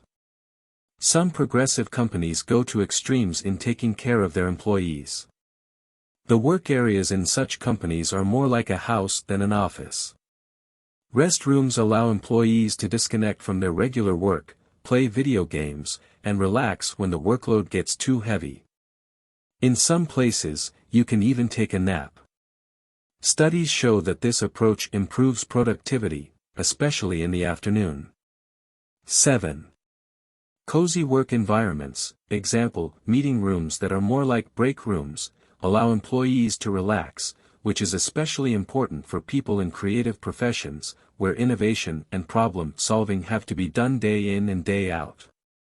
It's easier to think and brainstorm in a relaxed environment. Of course, this approach is not applicable everywhere. It is especially popular in internet and IT companies, marketing agencies, and companies with a young, progressive team. Summary. Today you learned how management behavior shapes employee expectations and influences feelings of pressure and stress. To manage these expectations, you need complete clarity and clarity of communication. We discussed the difference between activity and performance, and talked about how you can use simple tools to find the causes of problems and distribute the workload more evenly. You learned how to use Pareto analysis to identify areas that need improvement first. We discussed the 5 principles of frugal thinking. You have learned how workplace design can reduce stress. This requires consideration of work order, ergonomic requirements, and a number of simple rules that make work easier and save employees from unnecessary physical effort. You've learned how factors such as lighting, heating, and noise affect employees, and the need to tailor the work environment to the needs of individual employees. Finally, we talked about how some organizations go all out for employees and create break rooms to stimulate creativity and the spirit of innovation. Questions. Answers are given at the end of the book. 1. How can a manager's early arrival and late departure have a detrimental effect on employee morale? A. Employees believe that they are required to do the same, that they are not allowed to leave early or stay late in the morning, because such actions would be seen as an unwillingness to work efficiently. These kinds of thoughts create feelings of pressure and stress. B. Employees feel that their supervisor is trying to curry favor with upper management. C. Cleaning ladies can't clean the manager's office. D. No negative influence, employees must follow the example of the supervisor. 2. Which of the following statements cannot be attributed to the Pareto method? A. 80% of the work is done in 20% of the time. B. 80% of the efficiency is in 20% of the tasks. C. If everyone worked at 100% efficiency, you could reduce your workforce by 80%. D. To see the cause of the problem, the information must be viewed from different perspectives. 3. Which of the following are significant economics principles? A. Identifying what adds value. B. Eliminating waste. C. Continuous improvement. D. All of the above. 4. Which of the following should not be considered waste? A. Waiting or unnecessary approvals. B. Tech support. C. Transportation. D. Defects or errors. 5. What is the negative impact of having to work at a pace determined by an internal or external supplier rather than the customer? A. Management will see who is not doing their job. B. Problems arise that increase the workload of certain employees or services. C. Internal suppliers will be able to slow down their pace of work. D. None of the above. 6. Why is continuous improvement necessary? A. To keep all employees busy at all times. B. To give the new supervisor the opportunity to establish himself or herself in his or her workplace. C. So that those who can't use better work practices give way to more efficient workers. D. For change to be effective, it must take into account changing customer needs and evolving processes and technology. 7. Why does effective workplace organization reduce stress? A. Changing the workspace is always perceived as something positive. B. Good design can reduce the amount of work and stress on the body and mind. C. Adjusting office chairs will allow people to spend more time at the computer. D. Good design impresses customers who visit the organization. 8. Which of the following definitions of ergonomics is true? A. This is the study of human biology. B. It is the study of human interaction with the environment. C. This is a study of temporal behavioral patterns. D. This is a study of the financial side of the business. 9. What factors should not be taken into account when assessing the level of light in a workspace? A. Daylight coming in from the windows. B. Ability to adjust and turn lights on and off according to personal needs. C. The need to do fine, detailed work in a particular room. D. The lighting level should be the same throughout the office, building, or site. 10. What are the advantages of creating a looser work environment and restroom arrangements? A. Better use of breaks increases productivity, stimulates creative thinking and innovation. B. Employees spend less time at work, which makes them happier. C. This will allow empty office space to be used. D. None of the above. Thursday. Working on behavior. 7. You and I have been discussing a variety of topics for several days now. And although each chapter focuses on just one, I hope you've already begun to realize that they all come together in an effective program to help you manage stress in the workplace.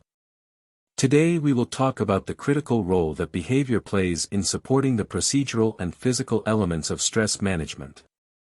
We will discuss submissive, assertive, and aggressive behavior, and we will talk about classic psychological experiments that show the role that authority plays in changing behavior, for better and for worse.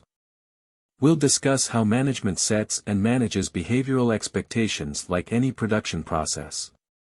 Drawing on existing knowledge, we'll talk about behavioral change and discuss the fair culture model. And then we'll look at different types of internal conflict, violence and harassment in the workplace, as well as actions and techniques for providing support. Behavior. Psychologists have long studied submissive, assertive and aggressive behavior and its characteristics. Table 5.1 shows the main characteristics of these types of behavior. As one might surmise, people who choose submissive behavior run the risk of becoming victims of violence or harassment. They would do well to learn to be more assertive. Those who are used to behaving aggressively would do well to consider the impact of their behavior on those around them. As we discussed on Sunday, it is important to consider the context and not make judgments about employees based on their behavior in any one particular setting. In addition to personal characteristics such as submissiveness, confidence, or aggression, the behavior of others is also influenced by the level of authority not only on subordinates, but also on the people themselves endowed with that authority. I will tell you about 2 experiments that show how authority can easily influence and change behavior. Table 5.1 Characteristics of submissive, assertive and aggressive behavior. 7. The Milgram experiment. 7. Stanley Milgram, a psychologist at Yale University, conducted a study in the 1960s relating to the World War II war criminal trials. The study focused on submission. All the defendants tried to justify themselves by saying that they were simply following orders from their superiors.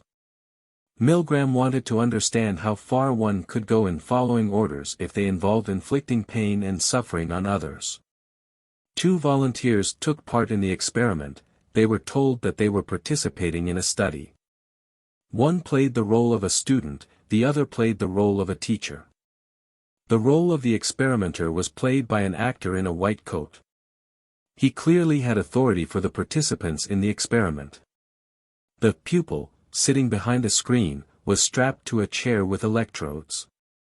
He was asked to memorize pairs of words. Then the teacher would test the student, naming the first word of each pair and asking him to name the second word. For each error, the teacher had to press a button, which sent an electrical impulse to the student. With each mistake, the strength of this impulse increased from 15 volts, light shock, to 450 volts. This kind of electric shock could even lead to death. In reality, there were no electric shocks. Milgram simply turned on an audio recording so that the teacher could hear screams of pain each time. 7. Diagram of Milgram's experiment. Copyright Barking Dog Art. When the teacher refused to press the button and turned to the experimenter for advice, he was given the standard instructions. 1. Please continue. 2. Under the terms of the experiment, you must continue. 3. A continuation of the experiment is absolutely necessary. 4. You have no choice, go ahead. The experiment was repeated many times, and all participants reached a discharge of 400 volts. 65% of the participants continued until they reached a maximum of 450 volts. The experiment showed that people tend to obey the orders of an authority figure to such an extent that they are willing to kill an innocent person. We are indoctrinated from childhood to obey those in authority. We obey our parents, teachers, police officers, and superiors.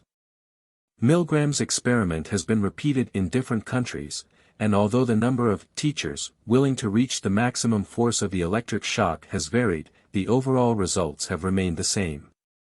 The experiment was repeatedly criticized for its approach and methodology, and even for the psychological trauma inflicted on the participants. Stanford Prison, or the Zimbardo Experiment. Philip Zimbardo conducted this experiment in the basements of the psychology department of Stanford University in 1971.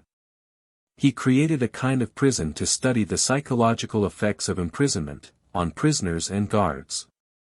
24 students were divided into prisoners and guards. The experiment was to last 2 weeks. The guards were dressed in uniforms and given a wooden baton each. Prisoners went through the traditional procedure of confinement, including fingerprinting and photographing. Then they were given numbers, which were sewn on their prison clothes instead of their names. The prisoners remained in their cells overnight, while the guards could go home at the end of their shifts. In a very short time, the participants became so accustomed to their roles that the guards began to shamelessly use their power and even subjected some of the prisoners to psychological torture. The prisoners tolerated this passively. They even rebuked those prisoners who tried to resist the guards. 2 of the prisoners walked out of the experiment, which was terminated after only 6 days. In analyzing the results, Zimbardo concluded that the participants' behavior was influenced by the situation and not by character traits. Such results are quite consistent with those obtained by Milgram. It is clear from Milgram and Zimbardo's results that behavior is strongly influenced by authority and situation. It is very important that the organization clearly define its expectations for behavior and actively manage employee behavior. We mentioned yesterday that management behavior, early arrival and late departure from work, creates expectations and increases the pressure experienced by employees. A just culture. In some organizations, a culture of fear and recrimination flourishes. Any mistakes provoke a negative reaction, and a witch hunt begins, even if the mistake is accidental and not malicious.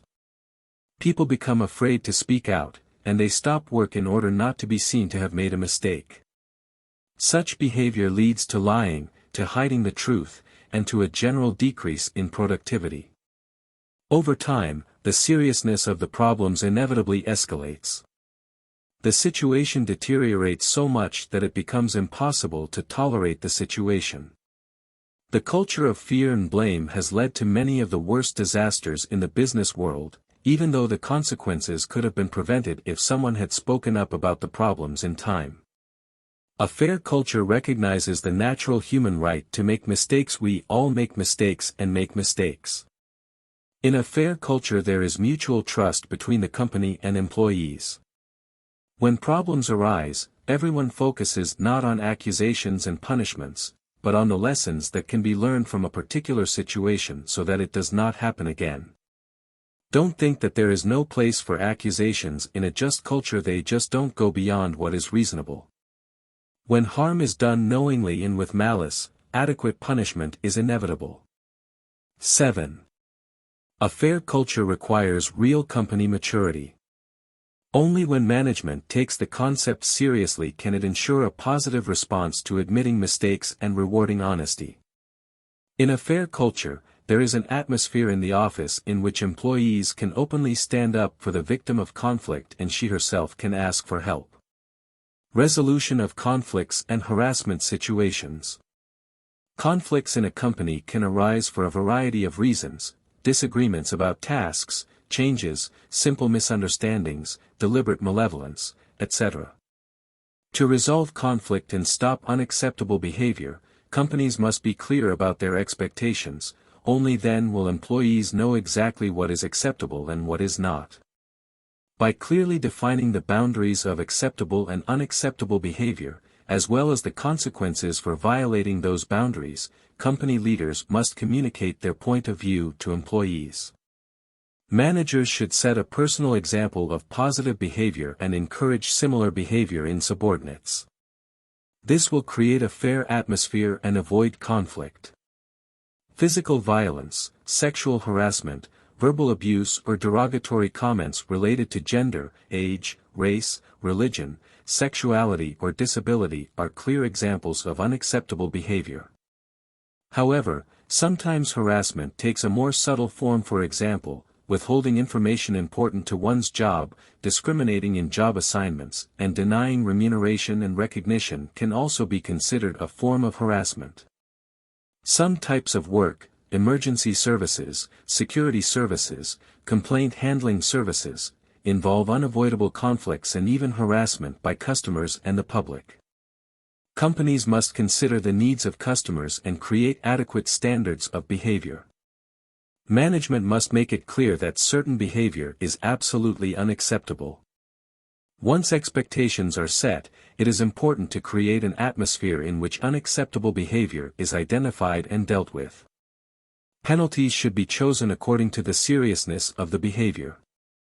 Ordinary disagreements and misunderstandings can be resolved simply by discussing the situation, but if the remarks or the incident intentionally carried an offensive meaning, more drastic action is necessary. In some cases, formal mediation between the parties is necessary. More serious problems are resolved through formal disciplinary action. An independent investigation of the facts and conduct must be conducted, followed by a formal verbal or written decision and communicated to all parties to the conflict. When unacceptable behavior escalates into criminal behavior, example, physical violence, the police or other legal institutions must be involved. Social protection. Companies should not only set clear expectations and methods for dealing with unacceptable behavior, but also establish employee support services. As we have already learned, good managers are always flexible and supportive of those who are under a great deal of stress. And it doesn't matter if the stress is work-related or personal. We've already talked about the need for additional support for employees in certain areas where there is a high risk of stress-related illnesses. In addition to internal support, many companies provide their employees with access to external support and counseling services. These are usually hotlines or contact numbers where employees can confidentially discuss their problems with those outside their company and management. Such services can provide specific advice on how to solve a problem or find out where else to turn. Usually such support services advise on psychological issues, health and welfare problems, legal and financial issues. Your employees need to know exactly what they can expect and where to go if they need support. In addition, it is important to ensure maximum confidentiality. Behavior management. Behavior can have as much impact on the success of a company as any other factor. Consequently, it is very important to manage it just as much as other processes or outcomes. Managers must provide constant, objective feedback to subordinates.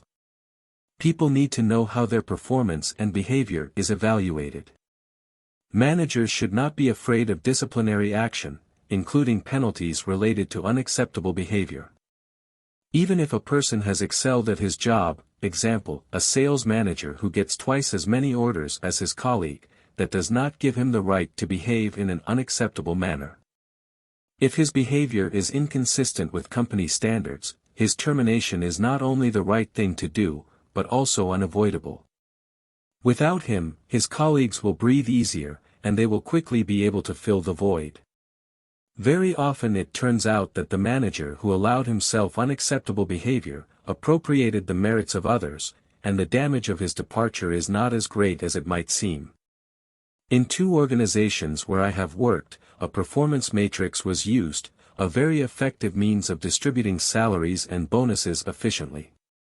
Such a matrix makes it possible to evaluate employees by their results and behavior, to have a meaningful discussion and to take urgent action if serious problems are identified in an area. Summary. Today we talked about the important role of behavior in the workplace and how to effectively influence it. We discussed Milgram and Zimbardo's experiments, which convincingly showed that authority and power have a profound effect on behavior. We learned that a culture of fear and blame breeds lies and attempts to cover up problems that escalate into serious difficulties because of it. You've learned how a fair culture helps to identify and solve problems in a timely manner through appropriate leadership intervention and response. We discussed various forms of conflict, harassment, and harassment. Some are more obvious, others less so. People in certain jobs are more likely to be influenced by the behavior of others. We talked about the basic principles of dealing with unacceptable behavior and supporting employees.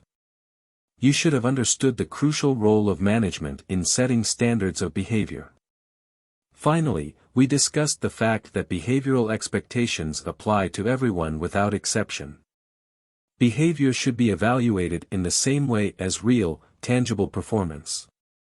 Questions. Answers are given at the end of the book. 1. Which of the following behaviors is not one of the 3 varieties discussed at the beginning of this chapter? A. Confident. B. Submissive. C. Provocative. D. Aggressive. 2. What features are characteristic of assertive behavior? A. Respect for others, appreciation of self and others, clarity of speech, openness and honesty. B. Attacks on others, high self-esteem and belittling of others, orderly and accusatory tone. C. Complacency, low self-esteem, high appreciation of others, slowness, apologetic tone. D. None of the above. 3. What form of support does a person who exhibits submissive behavior need? A. Nurturing confidence. B. Learning to assess the impact of your own behavior. C. Self-defense courses. D. Formal disciplinary measures. 4. What do Milgram and Zimbardo's experiments show us? A. Students are easily manipulated. B. People in authority do what needs to be done to achieve the necessary results. C. Authority and situation can greatly influence behavior. D. None of the above. 5. What are the key elements of a just culture? A. Discipline and punishment. B. Mutual trust, acknowledgement of the right to err. C. No charges. D. Encouraging denunciation of one's colleagues. 6. What actions can be considered harassment? A. Physical abuse. B. Concealment of important information, unfair distribution of responsibilities. C. Offensive remarks related to gender, race, sexual orientation, or religion. D. All of the above. 7. Which of the following will not help resolve conflict in the workplace? A. Training or mediation. B. Disciplinary action, verbal or written warnings, dismissal. C. Transferring victims of harassment to other departments. D. Notifying the police or other legal institutions of the incident. 8. Which of the following is not important for employee support services? A. Assessment of the most appropriate services to meet the needs of employees. B. Information about available services. C. Information about those who have used services. D. Convenient means of accessing support services. 9. How should management deal with those who perform well but behave in an unacceptable way? A. Officially warn about unacceptable behavior, dismiss if there is no change. B. Increase. C. Transfer to another position or department. D. None of the above. 10. What management actions are inapplicable to those who exhibit appropriate behavior but perform poorly at work? A. Understanding the causes of poor results. B. Increasing. C. Transfer to another job that is more relevant to your skills. D. Mentoring or training. Friday. Managing change. Change is the foundation of modern life, and the pace of change increases every year. In a professional environment, change can occur at the corporate level, downsizing, mergers, acquisitions, privatizations, replacement of full-time employees with employees, demographic shifts. Change can occur at the professional level, new equipment, changes in work schedules, reactions to modern requirements. An entire book could be written about change management. Hundreds if not thousands of volumes have already been written, not to mention the countless millions of articles on the internet. In this chapter we will focus on the human factor of change. We'll talk about how understanding human reactions to change can lead to increased productivity and reduce stress for management and employees. We will learn about the unwritten psychological contracts between management and employees and talk about why people resist change. We'll discuss some models of change, and we'll understand how working with shareholders leads to an understanding of the need for change. We'll explore how taking into account the views and perspectives of those affected by change helps find better solutions, improve morale, facilitate change, and achieve lasting results. Resistance to change. Ask yourself why we resist change. Perhaps it's the fear of the unknown, the fear of losing familiar security. Some resist change out of a herd mentality. Or someone is not sure that the change will be useful, and does not see in it any benefits for themselves. Perhaps the changes conceived are too global, and people do not believe in their effectiveness. After all, many changes have ended in nothing. This is all perfectly normal and understandable. But leaders often underestimate the power of such feelings, trying to impose predetermined solutions and timelines taken literally out of nowhere.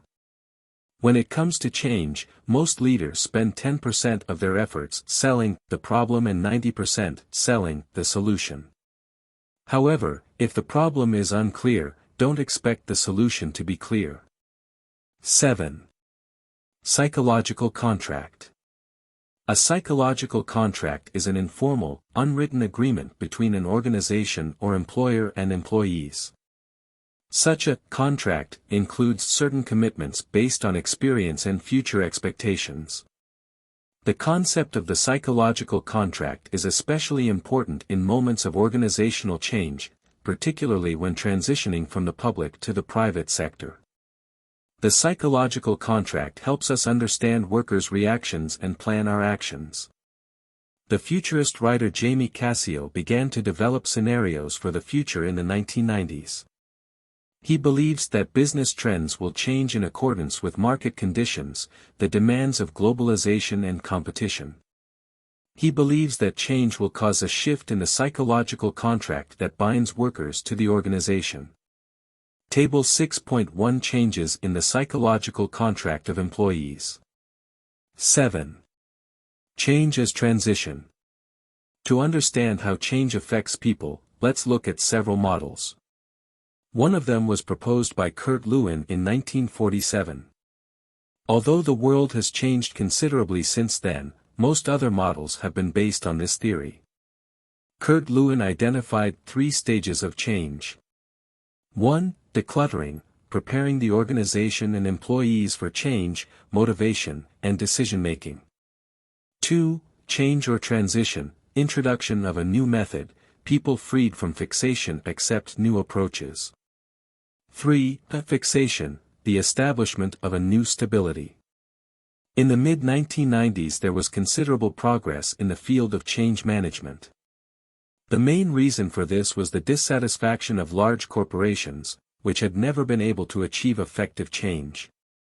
Psychologists focused on the human aspect of change rather than the methods previously used.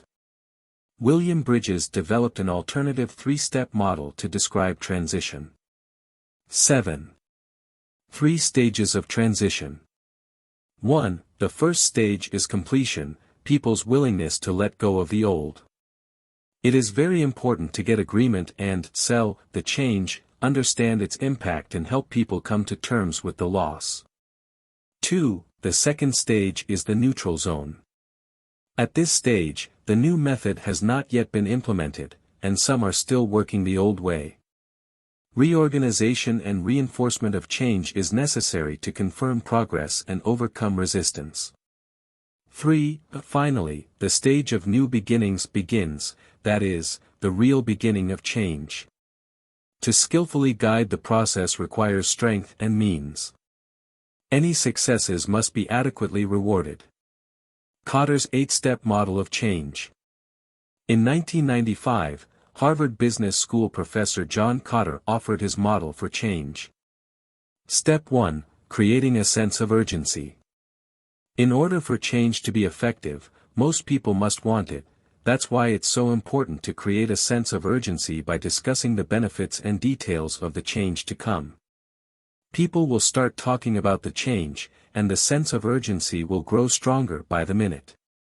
Step 2. Forming an influential coalition. In any organization there are always 1 or 2 key players who are considered by everyone else to be leaders. These people may not be the highest in the hierarchy, but their obvious support can contribute to success. Step 3. Building a vision for change. People need to understand what you are trying to accomplish. While different ideas and solutions may be floating around at the dawn of change, it is important to bring them together into a single vision, one that is simple, easy to understand and remember. Step 4. communicating the vision. The vision you have developed must be communicated to your employees. You need to do this often. The new strategy should be built into all activities. In large organizations, such ideas can get bogged down in routine and go unnoticed, so no effort should be abandoned. Remember, it's not words that matter, but deeds. It is the actions and behavior of others that have a much greater impact on people. Step 5. Removing obstacles. Encourage people to make changes.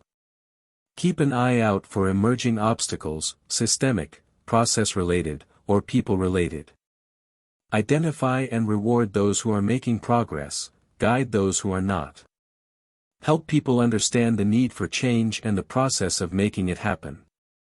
Step 6. Mark the achievement of short-term goals. Set short-term goals and milestones and celebrate their achievement. Success motivates people and encourages their acceptance of change. Ongoing successes make it harder to resist change by making it impossible to justify such a stance on lack of progress. Step 7. Lean on change. Real change takes time and constant reinforcement. If you announce the end too soon, people may forget about the new paths and go back to the old rails. Step 8. Implement change in the corporate culture. Change should be for the greater good. Continue to build change into the day-to-day life of the organization. Link change to rewards and continually communicate successes. Change and personal transition. Studying earlier models of change, we see that employees and organizations as a whole go through different stages. Studying service organizations, John Fisher in the early 21st century developed a very useful transition curve, a model of how people get used to change. You can read it at http://www.businessballs.com/freedefmaterials/fisher-transition-curve-2012bb.pdf. Although the elements of this model are constant, each person goes their own way. Some adapt quickly, others never manage to adjust to and accept change. As you study Fisher's work, remember the changes you witnessed or participated in. Then no doubt you will be able to relate Fisher's findings to your own life experiences. Alert! We talked about anxiety and feelings of anxious anticipation on Monday. During the transition, people feel insecure, they feel like they are losing control of what is going on during the change. Happiness. At this point, employees may feel relieved that someone has started to do something. People feel satisfaction at the fact that change is coming. There is a sense of anticipation and excitement at this stage. There is a risk that expectations are too high, and assumptions about the future are subsequently not met. Some people expect new opportunities, promotions, raises, etc. Others are afraid of getting fired, they'll make me quit. And start spending their severance pay. Reasonable engagement at this point will help minimize its impact. Denial. At this point, people continue to bury their heads in the sand, refusing to accept the fact that change is already happening. They continue to cling to the old and ignore everything that contradicts their view of the world. Fear. It is the realization that in the future things will be different and everyone will have to act differently. Threat. It is becoming clear that change will have a fundamental effect. The old choices are no longer there. Employees do not understand how to act in the future. Old paths have closed, new ones have not yet taken shape. Rage. Anger may also be present in the early stages of transition. At first, employees blame others for forcing unwanted change. They begin to reflect on their own actions and regret that they were unable to keep things under control. Anger at themselves leads to guilt and depression. Guilt.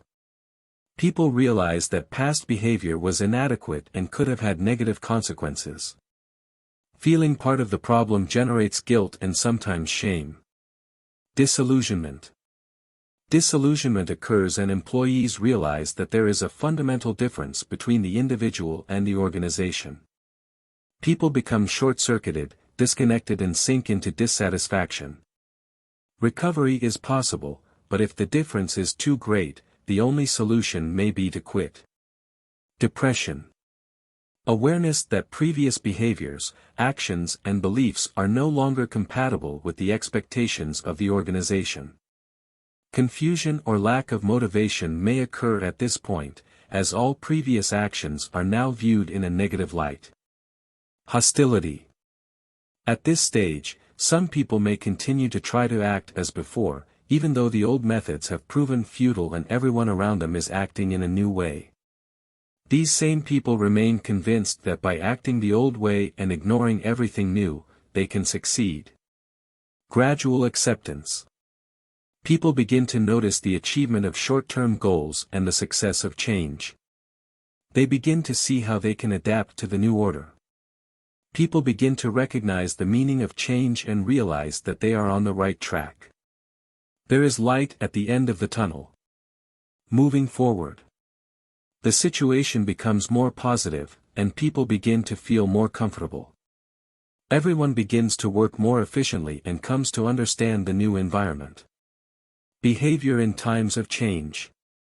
We've already talked about change taking place in several stages. People move through this journey at a certain pace, each at his or her own. It is very important to note that although people may be at different stages of transition, other factors also influence their behavior. That is, it is possible to actively support change despite anxiety about what may happen in the future. The engagement and satisfaction model shows us how people can respond to specific changes by changing the degree of satisfaction and the level of engagement. This model allows us to develop an appropriate strategy for managing a particular behavior. Being in the same zone is perfectly normal. The situation becomes manageable. People will change their behavior over time or due to different change activities. Both axes of the engagement and satisfaction model can be extended in either direction, so extreme behavior is possible in any group. However, at the center are those who are still undecided, who could easily swing in either direction. If they see change coming, and coming successfully, they will surely join in. So show them the plan and keep them informed of successes and accomplishments. Don't be afraid to explain the dangers of a wait-and-see attitude and a reluctance to take one side or the other. In the upper right quadrant, Zone 1, are those who are satisfied with the change and are willing to participate in the process. These people are enthusiastic and energetic and want to engage others. The management tactic for this group is to use them to attract others. They need to be given full support and authority to help bring about change. These people need to feel recognized, rewarded, and motivated. At the opposite end is Zone 3. These are people who are dissatisfied with the change and are not participating in the process, or who have taken a passive stance and do not want to participate. Perhaps they are cynics, playing their political game. In public they may agree with the change, but behind closed doors they create problems and spread rumors. To manage these people, you need to understand why they don't support change and try to change their minds. Don't underestimate their input, because they may see change from a different perspective and see problems that you didn't even notice. Show them that change is workable and promising, and try to involve them in the process. In the bottom right corner are the saboteurs, those who are not satisfied with the change and actively oppose it, trying to stop the process or even reverse it. Sometimes their actions are overt, other times they act in more subtle ways, such as slowing down the decision-making process. You must show that you understand their concerns, but are able to defend your position. Explain why you think differently. Try to change their minds and get them on your side. Don't stoop to their level and don't use their tactics. Be superior. You may have to go into open confrontation. Change is coming, and if they don't want to participate and contribute to its success, there is no place for them in the organization. It's a difficult conversation, but it often gets results. The key is to talk honestly and openly as adults, then there's a chance that this part of the staff will change their attitude to change. If not, then it will be better for both sides to part ways. More often than not, after such a resolution of the situation, everyone breathes a sigh of relief. Finally, in Zone 4 are those who perceive change as inevitable. They are happy, but they do not want to actively participate in the process. This group needs support. Ask them as many questions as you can, get their perspective, and use their experience. Acknowledge and reward these people, but don't take their support for granted. Timeline for change. It is important to briefly mention the time frame that the change will take. If you do it right, you will make your life easier. If you do it wrong, you will only make things worse. Clearly, there is never a good time to make a change. You can always find plenty of reasons not to do something today when you can put it off until tomorrow. However, this should not prevent you from soberly evaluating objections or changes in the time frame. You should also consider other actions related to change, announcing the need for layoffs, implementing a new computer system, and moving production to another city. If all of these are done at the same time, it can have a devastating effect on your company.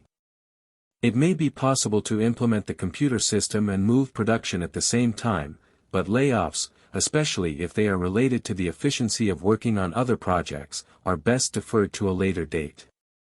Working in amusement parks, I had to do some serious reorganization of the staff, including outsourcing the management. I thought long and hard about timing. We could have waited until winter when the parks were closed, but then we risked not being ready in time for the next season. If the process had dragged on and continued after the parks opened, it could have affected customer satisfaction. After discussing the situation with staff representatives, we approached the peak summer season fully armed. After listening to the staff, I realized that most of them had been waiting for some kind of change and wanted it all to be over quickly. The vast majority of employees were so busy with their daily work during the peak season that reorganization had become a secondary priority for them. The anticipation of winter only prolonged the uncertainty. In such a situation, change would have begun when people were already in a depressed state. After the season was over, they would have had to perform boring duties, cleaning, painting, repairing, etc. In addition, bad weather and short daylight hours would inevitably spoil the mood. Choosing the right time is not a science, but an art. No one is always right. Don't forget the need to listen to those around you. Even if you don't agree, people should understand why exactly. Examples of change. In my career, I have witnessed and participated in both good and bad changes. The good ones are the process improvements in the amusement park reorganization I mentioned earlier. But the following example will show you what not to do. I worked for an American aerospace company based in London. Our company had a branch in Frankfurt. One Friday our manager flew to Frankfurt, called a meeting and told us through an interpreter that the branch was closing down immediately. You could not go to work on Monday, and the London office would take care of everything, including the sale of the building. Naturally, all this came as a shock to the German employees. But not only for them. We in London were also unaware of anything.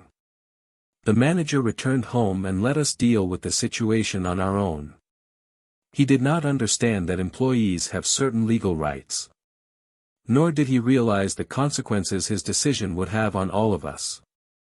The legal complexities were growing, and an interim transition plan had to be adopted. The German staff continued to work for several more weeks, but their attitude toward the London team was openly hostile. 7. Everything was broken in this situation: the law, respect for a foreign culture and language, and consumer loyalty. In the end, the branch was still closed, but our company lost many customers who simply abandoned our services or moved to new companies where our former German employees began working. In the end, the company had to pay an incredibly high price, resulting in serious losses. Interestingly, no one criticized the manager, only those who worked in Germany and London. Summary. Today we talked about why people resist change and how they behave in that situation. You've learned that a variety of reactions is perfectly normal, it's something you have to be prepared for, and it's something you can deal with. You learned about different models of change, Bridges' 3-step transition, Kotter's 8-step model, and Fisher's transition curve. All of these models provide insights into how change can be effectively accomplished. We used measures of engagement and behavior to characterize the types of reactions and behaviors in change, and discussed the different management techniques to use when working with each group. Finally, we talked about the importance of choosing the right timing and setting specific timelines for change. There are different factors to consider in planning the milestones so that the wrong timing does not create additional management problems. Remember, change management is not an exact science. But given the principles discussed in this chapter, you can make the process more tolerable for all concerned. Questions. Answers are given at the end of the book. 1. Why do people resist change? A. Fear of the unknown and insecurity. B. Because they are comfortable in their current position. C. Because they are too busy to do anything else. D. For none of the above reasons. 2. Which statement about change management is not true? A. Differences in behavior and reactions to change are perfectly natural. B. Those who are negative about change simply don't understand it. C. People can change their reactions and behavior during change. D. Any type of behavior can be controlled. 3. According to Cassio's writings, which of the following is part of the former psychological contract? A. Predictability. B. Change. C. Job security. D. Lifelong learning. 4. Which of the following is not part of the 3-step Bridges transition? A. Removing the anchoring. B. Neutral zone. C. Initiation. D. Loss or completion. 5. Which statement is true of coalition building in Kotter's 8-step model of change? A. Coalitions should be made with senior executives. B. A coalition is only workable if you can offer concessions to the other side. C. Real support from real leaders is what separates success from failure. D. All of the above. 6. Why are Kotter's steps 7 and 8 so important? A. Failure to anchor change can cause people to go back to their old ways of doing things. B. The true benefits of change may not be understood by people. C. Newcomers to the organization will accept the new state of affairs as a normal part of daily work. D. All of the above. 7. Which of the following does not apply to the Fisher transition curve model? A. The higher one's position, the faster one makes the transition. B. Each person makes the transition in his or her own way. C. Some may skip particular stages of transition, and others may never accept change. D. Some may be tormented with guilt because they acted differently in the past. 8. Which of the following is a classification of reactions to change? A. Zone 4, dissatisfaction and non-participation. B. Zone 3, disorganization and weakness. C. Zone 1, satisfaction and non-participation. D. Zone 2, satisfaction and feeling of danger. 9. Which management tactic should not be used when working with those who are dissatisfied but engaged in the process of change? A. Serious frank talk. B. Refusing to accept their tactics. C. Attempts to persuade these people to take their side. D. Empowering these people to lead change. 10. Which of the following should not be considered when planning a timeline for change? A. Other plans for change. B. Customer needs. C. Ability to quickly establish yourself in a new job. D. The proximity of the vacation period or holidays. Saturday. Defining personal responsibility. 7. No matter who you are or what you do, your life is full of stress.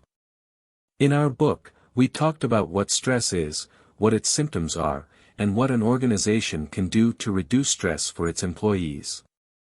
But on a personal level, it's also very important to understand what actions or events are causing you stress. Use the knowledge we learned with you on Monday. They will help you recognize the signs of your own stress response and understand what control strategies are effective for you. In this chapter we will discuss simple steps to help you take responsibility for yourself.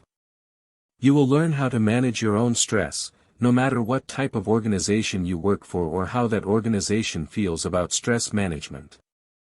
A lot of what we're going to talk about will seem very simple to you. It's the usual exercise of common sense: manage your time properly, exercise regularly, watch your diet, drink more water, don't smoke. But, as is often the case, the simplest things are the hardest to do.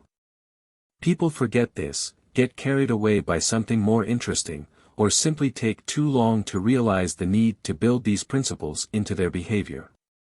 So read on and congratulate me if you are already using at least some of the techniques described here. But isn't it time to try something new? Make a habit of. Small shifts in lifestyle and choices made can make a huge difference for a person. Very often these shifts are very simple: exercise more, eat healthier, drink less alcohol. But for some reason all of this is very difficult for us. After a while, we go back to our old habits. On Thursday we talked to you about changing behaviors. Even though these actions seem quite natural, a person has to make an effort to make them part of his daily life and turn them into a habit. A few years ago I started jogging. At first it wasn't easy for me. I had to make a conscious effort to get up early, do my exercises, stretch and warm up, go for a run, then shower and go to work. It took real willpower to do that. After a few weeks I began to feel better. The positive support of my wife and focusing on the nice positives helped a lot. I lost weight and began to feel much more alert and energetic. Soon daily jogging became an integral part of my life, like a shower. And I no longer have to make the effort to go for a run. The same is true of any of the compulsions that we will talk about in this chapter. Tune in positively. When you were going through a rough patch in your life, someone undoubtedly told you that you shouldn't feel bad and that there were people who were worse off than you were. When you heard those words, you probably thought that people just didn't understand what you were going through. Perhaps the reaction was even stronger. While it is certainly true, statistically, it is very unlikely that you will be the most unhappy person on earth. Somehow it is not very comforting. I suggest you remember the words of the Roman Emperor Marcus Aurelius Antonius. If something external saddens you, it is not it that annoys you, but your judgment of it. But it is up to you to erase it. When stressed, we often succumb to negative thoughts. We fall into a kind of mind trap. And this becomes the cause of destructive self-feeding. Negative thoughts feed on themselves, and in the end a person begins to believe in the truth of negative thoughts. Try to catch them as they arise, and then you can break out of this negative spiral. Let's discuss the most common negative thoughts. Taking it to the extreme. The idea that one mistake can lead to a complete collapse is devastating to a person. Everyone makes mistakes, and most mistakes can easily be corrected. If the mistake is not caused by malice, most companies will support you and help you deal with it. You will be warned orally and in writing many times before management takes really serious action. Overgeneralization. If you notice expressions like, "that's the way it is all the time," consider whether there is objective evidence. When a person is overwhelmed with emotion, it is very easy to forget everything and not pay attention to the facts. Imagine an ordinary married couple. When the couple has been married for over 40 years, one of them may well forget a birthday or other important date. But one always pays attention to the one time when the person forgot something, and no one remembers it 99 times anymore. Denial of positivity. You received a compliment, but with a little note of encouragement for the future. Your boss says, "That was a great project. You handled it on time and within budget. Everyone appreciated your contribution. Great job. Next time I'd like to be aware of the potential risk to the program." And what did you hear? Only that the supervisor wasn't happy with the quality of your communication with him. Learn to listen. Celebrate all good things, accept well-deserved praise. If you lead others, this is a lesson for you. Separate praise from criticism, so people don't focus on the criticisms and let the praise pass their ears. Unsubstantiated conclusions. You react to the information you receive by making assumptions based on your perception of yourself. For example, you hear a rumor that your department is going to be reorganized and someone will have to quit. You immediately decide that you will be the one to be fired. Analyze the evidence, and you will realize that your skills and knowledge make you far more indispensable than your other colleagues. Time management. In contrast to change management, there are many programs and special books for time management that can seriously help you. Most advice boils down to the following. Creating an adequate working environment. Prioritizing. Performing tasks and actions according to defined priorities. Minimizing time spent on non-priority tasks. In Wednesday's discussion of overload, pressure, and the work environment, we already talked about some of the organizational elements of time management, Pareto analysis, adding and not adding value activities, and workload analysis. But there are a number of simple rules to help you make personal time management more effective. Prioritizing. Prioritizing is a key part of time management. I use a very simple system for this: do, postpone, reassign, or drop. Should I do this case? And should I do it now? If I answer both questions in the affirmative, then the case falls into the do category. Sometimes you have to think seriously, do I really have some unique knowledge, skills, experience and authority that only I can do this? Think about your schedule and whether this task fits into it. You may have been assigned the task, but you know that the task will not be completed in the next 2 weeks anyway because someone is on vacation or the approval committee will not meet until 2 weeks from now. So time is not critical in this task. And it falls into our to be done category. I'll get it done, but not now. Naturally, as time passes, things gradually move from this category to the to-do category. If the matter can be done by someone else, now or later, we put it in the to-do category. You should explain to the person you are assigning the task to how important and urgent it is, as they may have their own priorities and tasks assigned by others. Make sure the person understands his or her task, and let him or her act on his or her own. Be prepared for the fact that he or she may also reassign the task to someone else, but agree on an exact due date. And finally, if the task is irrelevant and no one needs it, put it in the drown category. I want to warn you right away, you should always tell the person who gave you the task that you will not perform it. You shouldn't get reprimanded just because management was confident that you were working on the assigned task. The effectiveness of meetings. When it comes to time management, the surest way to free up time for other things is to make business meetings more efficient. I have always had to spend a significant portion of my work time on business meetings and appointments. At times it seemed to me that these events had no purpose, repeating other meetings I had already attended. I walked out of many meetings wondering if a decision had been made or not. Poor organization of meetings and business meetings creates uncertainty, blurs responsibility, and confuses accountability. It is especially difficult for those who did not attend the meeting. In addition, any meeting costs money. The next time you go to a meeting, try to estimate how much money everyone around the table gets per hour. You'll realize that an hour meeting cost the firm a pretty penny. Every meeting should have a chairperson. All attendees should be guided by simple rules. Responsibility of the presiding officer. Start the meeting on time. Make sure all phones and unnecessary electronic equipment is turned off. Stick to the agenda and regulations. No agenda, no meeting. Confirm the goals and objectives of the meeting. Make sure everyone present participates in the process. Supervise the discussion and keep track of the rules. To summarize.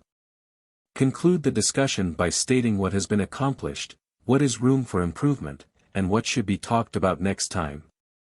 Record the results and distribute information to participants. Finish the meeting on time. Simple rules for all participants. Show up on time. Prepare, read reports and documents sent in advance, prepare questions. Know the agenda. Participate effectively in the process. If you can't participate, it's better not to come. Contribute to problem solving. Show respect for the views of other participants. Stick to the topic, do not divert the discussion away from the agenda. Taking notes. Execute the decisions made. 7. These meeting rules, as well as any other rules of conduct, must be accepted and internalized by all employees. The ability to say no. We are all adults. To be able to prioritize and manage your workload, you need to be able to say no. Search your memory. How many times have you told yourself, I can't say no or I'll get in trouble? If you agree to take the job, most supervisors and co-workers assume you are doing so knowingly and can actually comply with the request. People with power often don't notice signs of stress, especially if subordinates hide it well. It may seem to them that you are a capable and good worker. Since you agree to everything, you can be more of a burden. Say no. Say it once, and you will see that people understand you. Chances are you'll hear back, no problem. I'll get John to do it for you. And someone will give you more information and help you determine your true priorities. Try to say no, but try to add, but I can do it if you help me with another task. If I take on your assignment, I'll have to postpone this task. Work at home. The main advantage of working from home is not having to spend time on the road. I have changed jobs more than once in the last 10 years. Sometimes I had to spend 2 hours commuting to the office. Time spent in a car, bus or train can be useful. You can think about something or just take a break from work and home. But in general, unless you have an urgent need for face-to-face contact, isn't the drive to work a waste of time and money? Even if you don't have a place to work from home, think about other places to work, like the local library or a subsidiary office nearby. Technology today allows many people to work from home. The main problem is self-discipline. So I want to tell you about some of the dangers that can markedly reduce the effectiveness of such work. 7. First, make sure that the equipment is working. There are often problems with remote access. You must choose the right equipment and provide technical support. Second, organize your work environment properly. There are many distractions at home. You always want to relax on the couch with a cup of coffee or tea, go through the fridge or take little breaks to watch TV, go for a walk with the dog, etc. All of this reduces work time and decreases productivity. But working at home can also have a downside. Constant work sometimes has a detrimental effect on personal and family life. Create a workspace for yourself and try to stick to a certain work schedule. Don't get distracted and don't blur the line between work and personal life.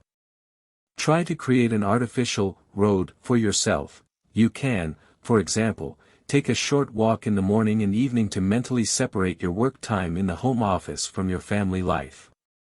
Personal health and well-being. In the fight against stress and its physiological and psychological effects, not only positive thinking and proper time management play a big role, but also health and general well-being. Certain illnesses, health problems and even genes make us more susceptible to stress.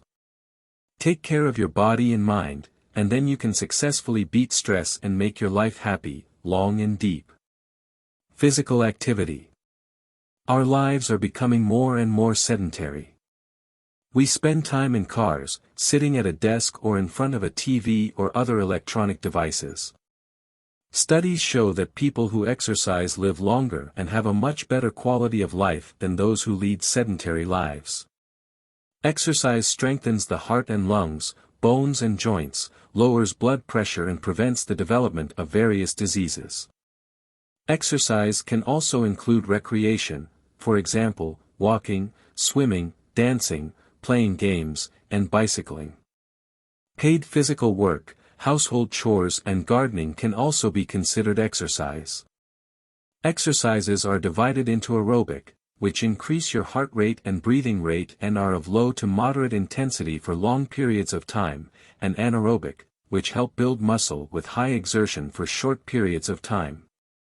The World Health Organization, WHO, recommends physical activity levels for 3 age groups, 5 to 17 years old, 18 to 64 years old, and 64 plus. Children between the ages of 5 and 18 should devote at least 60 minutes each day to moderate to vigorous physical activity. Adults 18 to 64 years of age should devote at least 150 minutes per week to moderate-intensity aerobic exercise or at least 75 minutes to high-intensity exercise. Aerobic exercises should be performed in blocks of at least 10 minutes.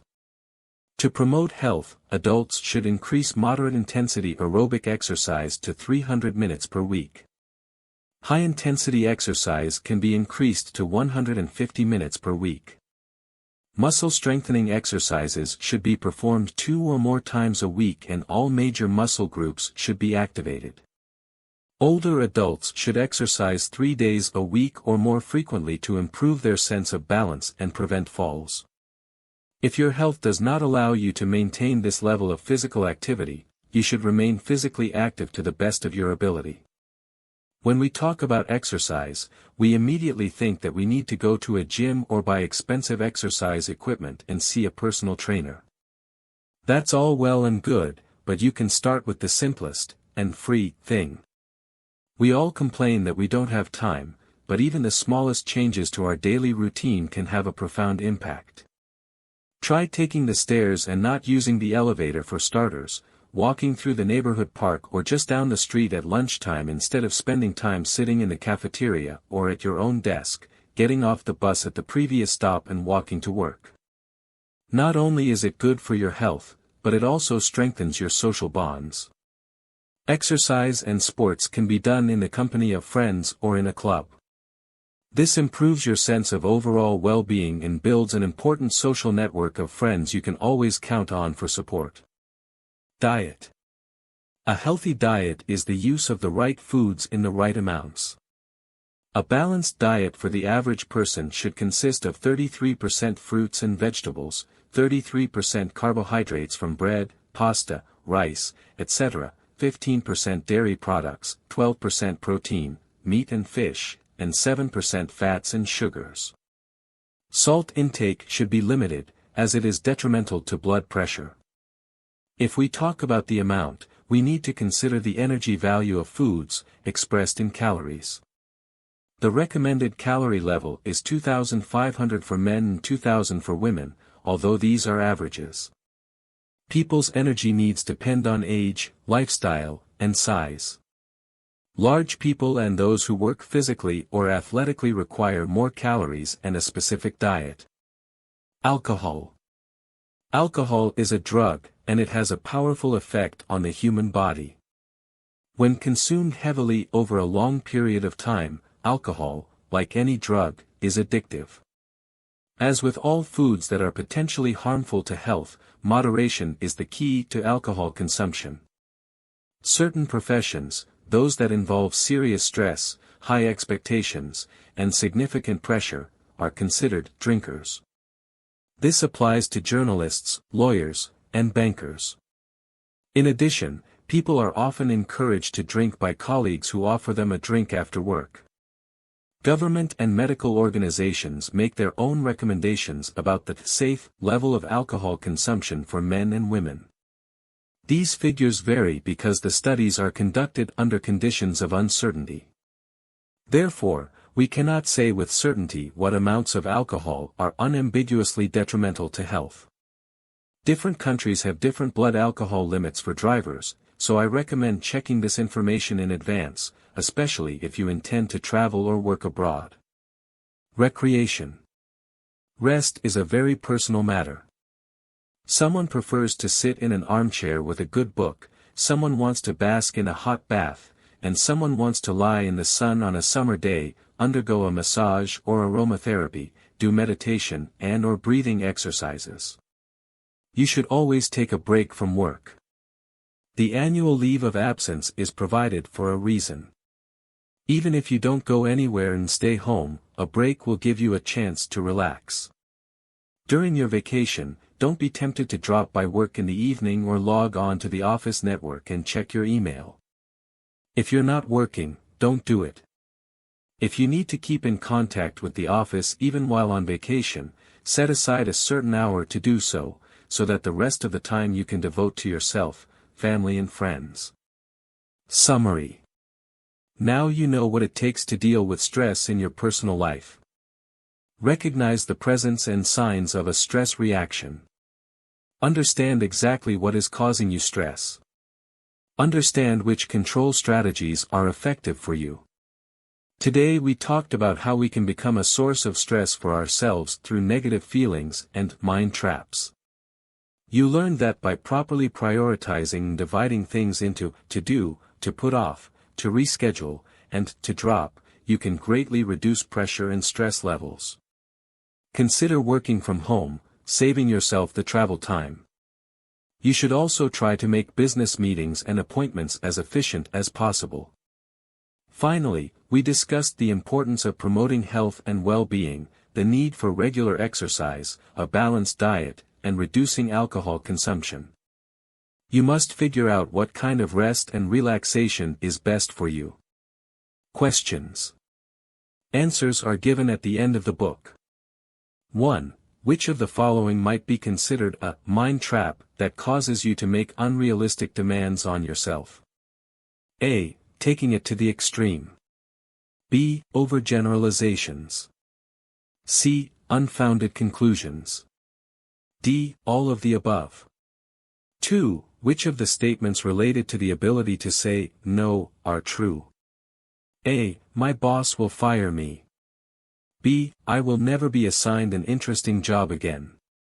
C. People will understand and ask someone else to do the same job or help me with other tasks so I can fulfill their request. D. Colleagues at work will think I'm not good at my job and will avoid me. 3. Which category is not part of the prioritization program? A. Doing. B. Reassign. C. Deny. D. Throw. 4. Why do ineffective meetings increase stress? A. They waste time that could have been used for priority tasks. B. They create uncertainty and ambiguity about who should do what. C. You may be embarrassed if you have to take part in a discussion that is not related to your work and for which you simply do not know enough. D. All of the above. 5. Which of the following should the person presiding at the meeting not do? A. Start the meeting on time. B. Confirm the goals and objectives of the meeting. C. Allow participants to deviate from the agenda if the discussion has become lively. D. Summarize the results of the meeting. 6. Why can working from home have a negative effect on stress levels? A. You don't have to waste time driving to the office. B. The lines between home and work become blurred and there is a temptation to work evenings and weekends. C. You can concentrate on your work without being distracted by what is inevitably distracting in the office. D. If someone needs to talk to you, they can always contact you. 7. What is the recommended level of physical activity for adults? A. At least 150 minutes of moderate aerobic exercise or at least 75 minutes of vigorous exercise per week. B. At least 60 minutes of moderate to vigorous physical activity per day. C. At least 90 minutes of moderate aerobic physical activity or at least 60 minutes of vigorous physical activity per week. D. No more than 120 minutes of vigorous aerobic activity per week. 8. Which of the following statements about nutrition is true? A. You can consume as many fats and sugars as you like, as long as you get enough exercise. B. Daily caloric intake depends on age, size, and lifestyle. C. A balanced diet should contain at least 33% protein, meat and fish. D. The average number of calories per day for women is 2,500. 9. What suggestions related to alcohol consumption should be disregarded? A. Blood alcohol content limits for drivers. B. Happy hour specials at a local bar. C. Taking certain medications. D. Peer pressure. 10. What is the best way to rest? A. Going on vacation abroad. B. Take a hot bath. C. Invite your spouse's relatives over for the weekend. D. Find the way that works best for you. Surviving hard times. When times are tough, all situations and circumstances at work can be stressful. At such times, uncertainty and financial difficulties in organizations become more prominent. Understanding some techniques for dealing with workplace stress helps to relieve fears, motivation, productivity, and a sense of well-being. These techniques will help you and your coworkers to be more positive about potential change. Here are 10 important tips to help you through tough times and put things in perspective. Assess the level of stress. Think about the causes of stress. Understand who it can affect, how it can be managed, and what improvements can be made. Try to notice the physiological and psychological signs and symptoms. Don't forget the need for support from upper management. The entire organization should be involved in dealing with stress. Monitor the process and continually evaluate the progress made. 2. Listen to. Talk to your employees and try to understand their problems and difficulties. We are all adults, and nothing human is alien to us. Besides, you can learn something useful yourself. Don't discuss personal problems, or your company's internal and external policies. Try to get a complete picture of the situation in the organization. 3. Give thanks. Nothing motivates employees more than recognition. A simple, thank you, relieves tension and fills the human body with hormones of joy. You can reinforce positive behavior and create a well-being bank from which to draw for the future. At every opportunity, give thanks for a job well done. 4. Clearly assign responsibilities without creating internal conflict. Try to eliminate internal conflicts by clearly distributing responsibilities. Try to defuse the situation without increasing the anxiety that arises. Act so that everyone understands what is expected of them and what the boundaries are. 5. Allow employees to control their own work. Use the SMART model and let employees and teams take control of their own work.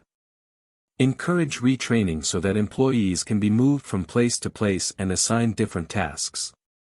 Autonomy and diversity improve morale and allow individuals and teams to take control of their own work.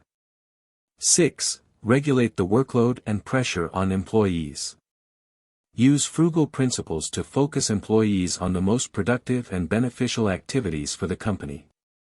Ensure that employees and teams are engaged to the best of their abilities. 7. Watch the environment at work. The simplest changes in the workplace can have a beneficial effect. Consider ergonomics and monitor the use of equipment. Give employees the opportunity to modify the work environment to make the workplace more comfortable. Improve heating, lighting, ventilation. Provide quality technical support for existing equipment.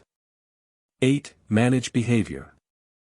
Be clear about your expectations and manage employee behavior in the same way that you manage employee performance. Do not tolerate harassment or harassment. Employees should be aware of exactly what this means and what the consequences could be. Everyone should know how and who to tell about their problems and concerns. Establish a help desk. 9. Lead the change. Make sure everyone understands the problem. Don't impose your solution. Think of change as a transition.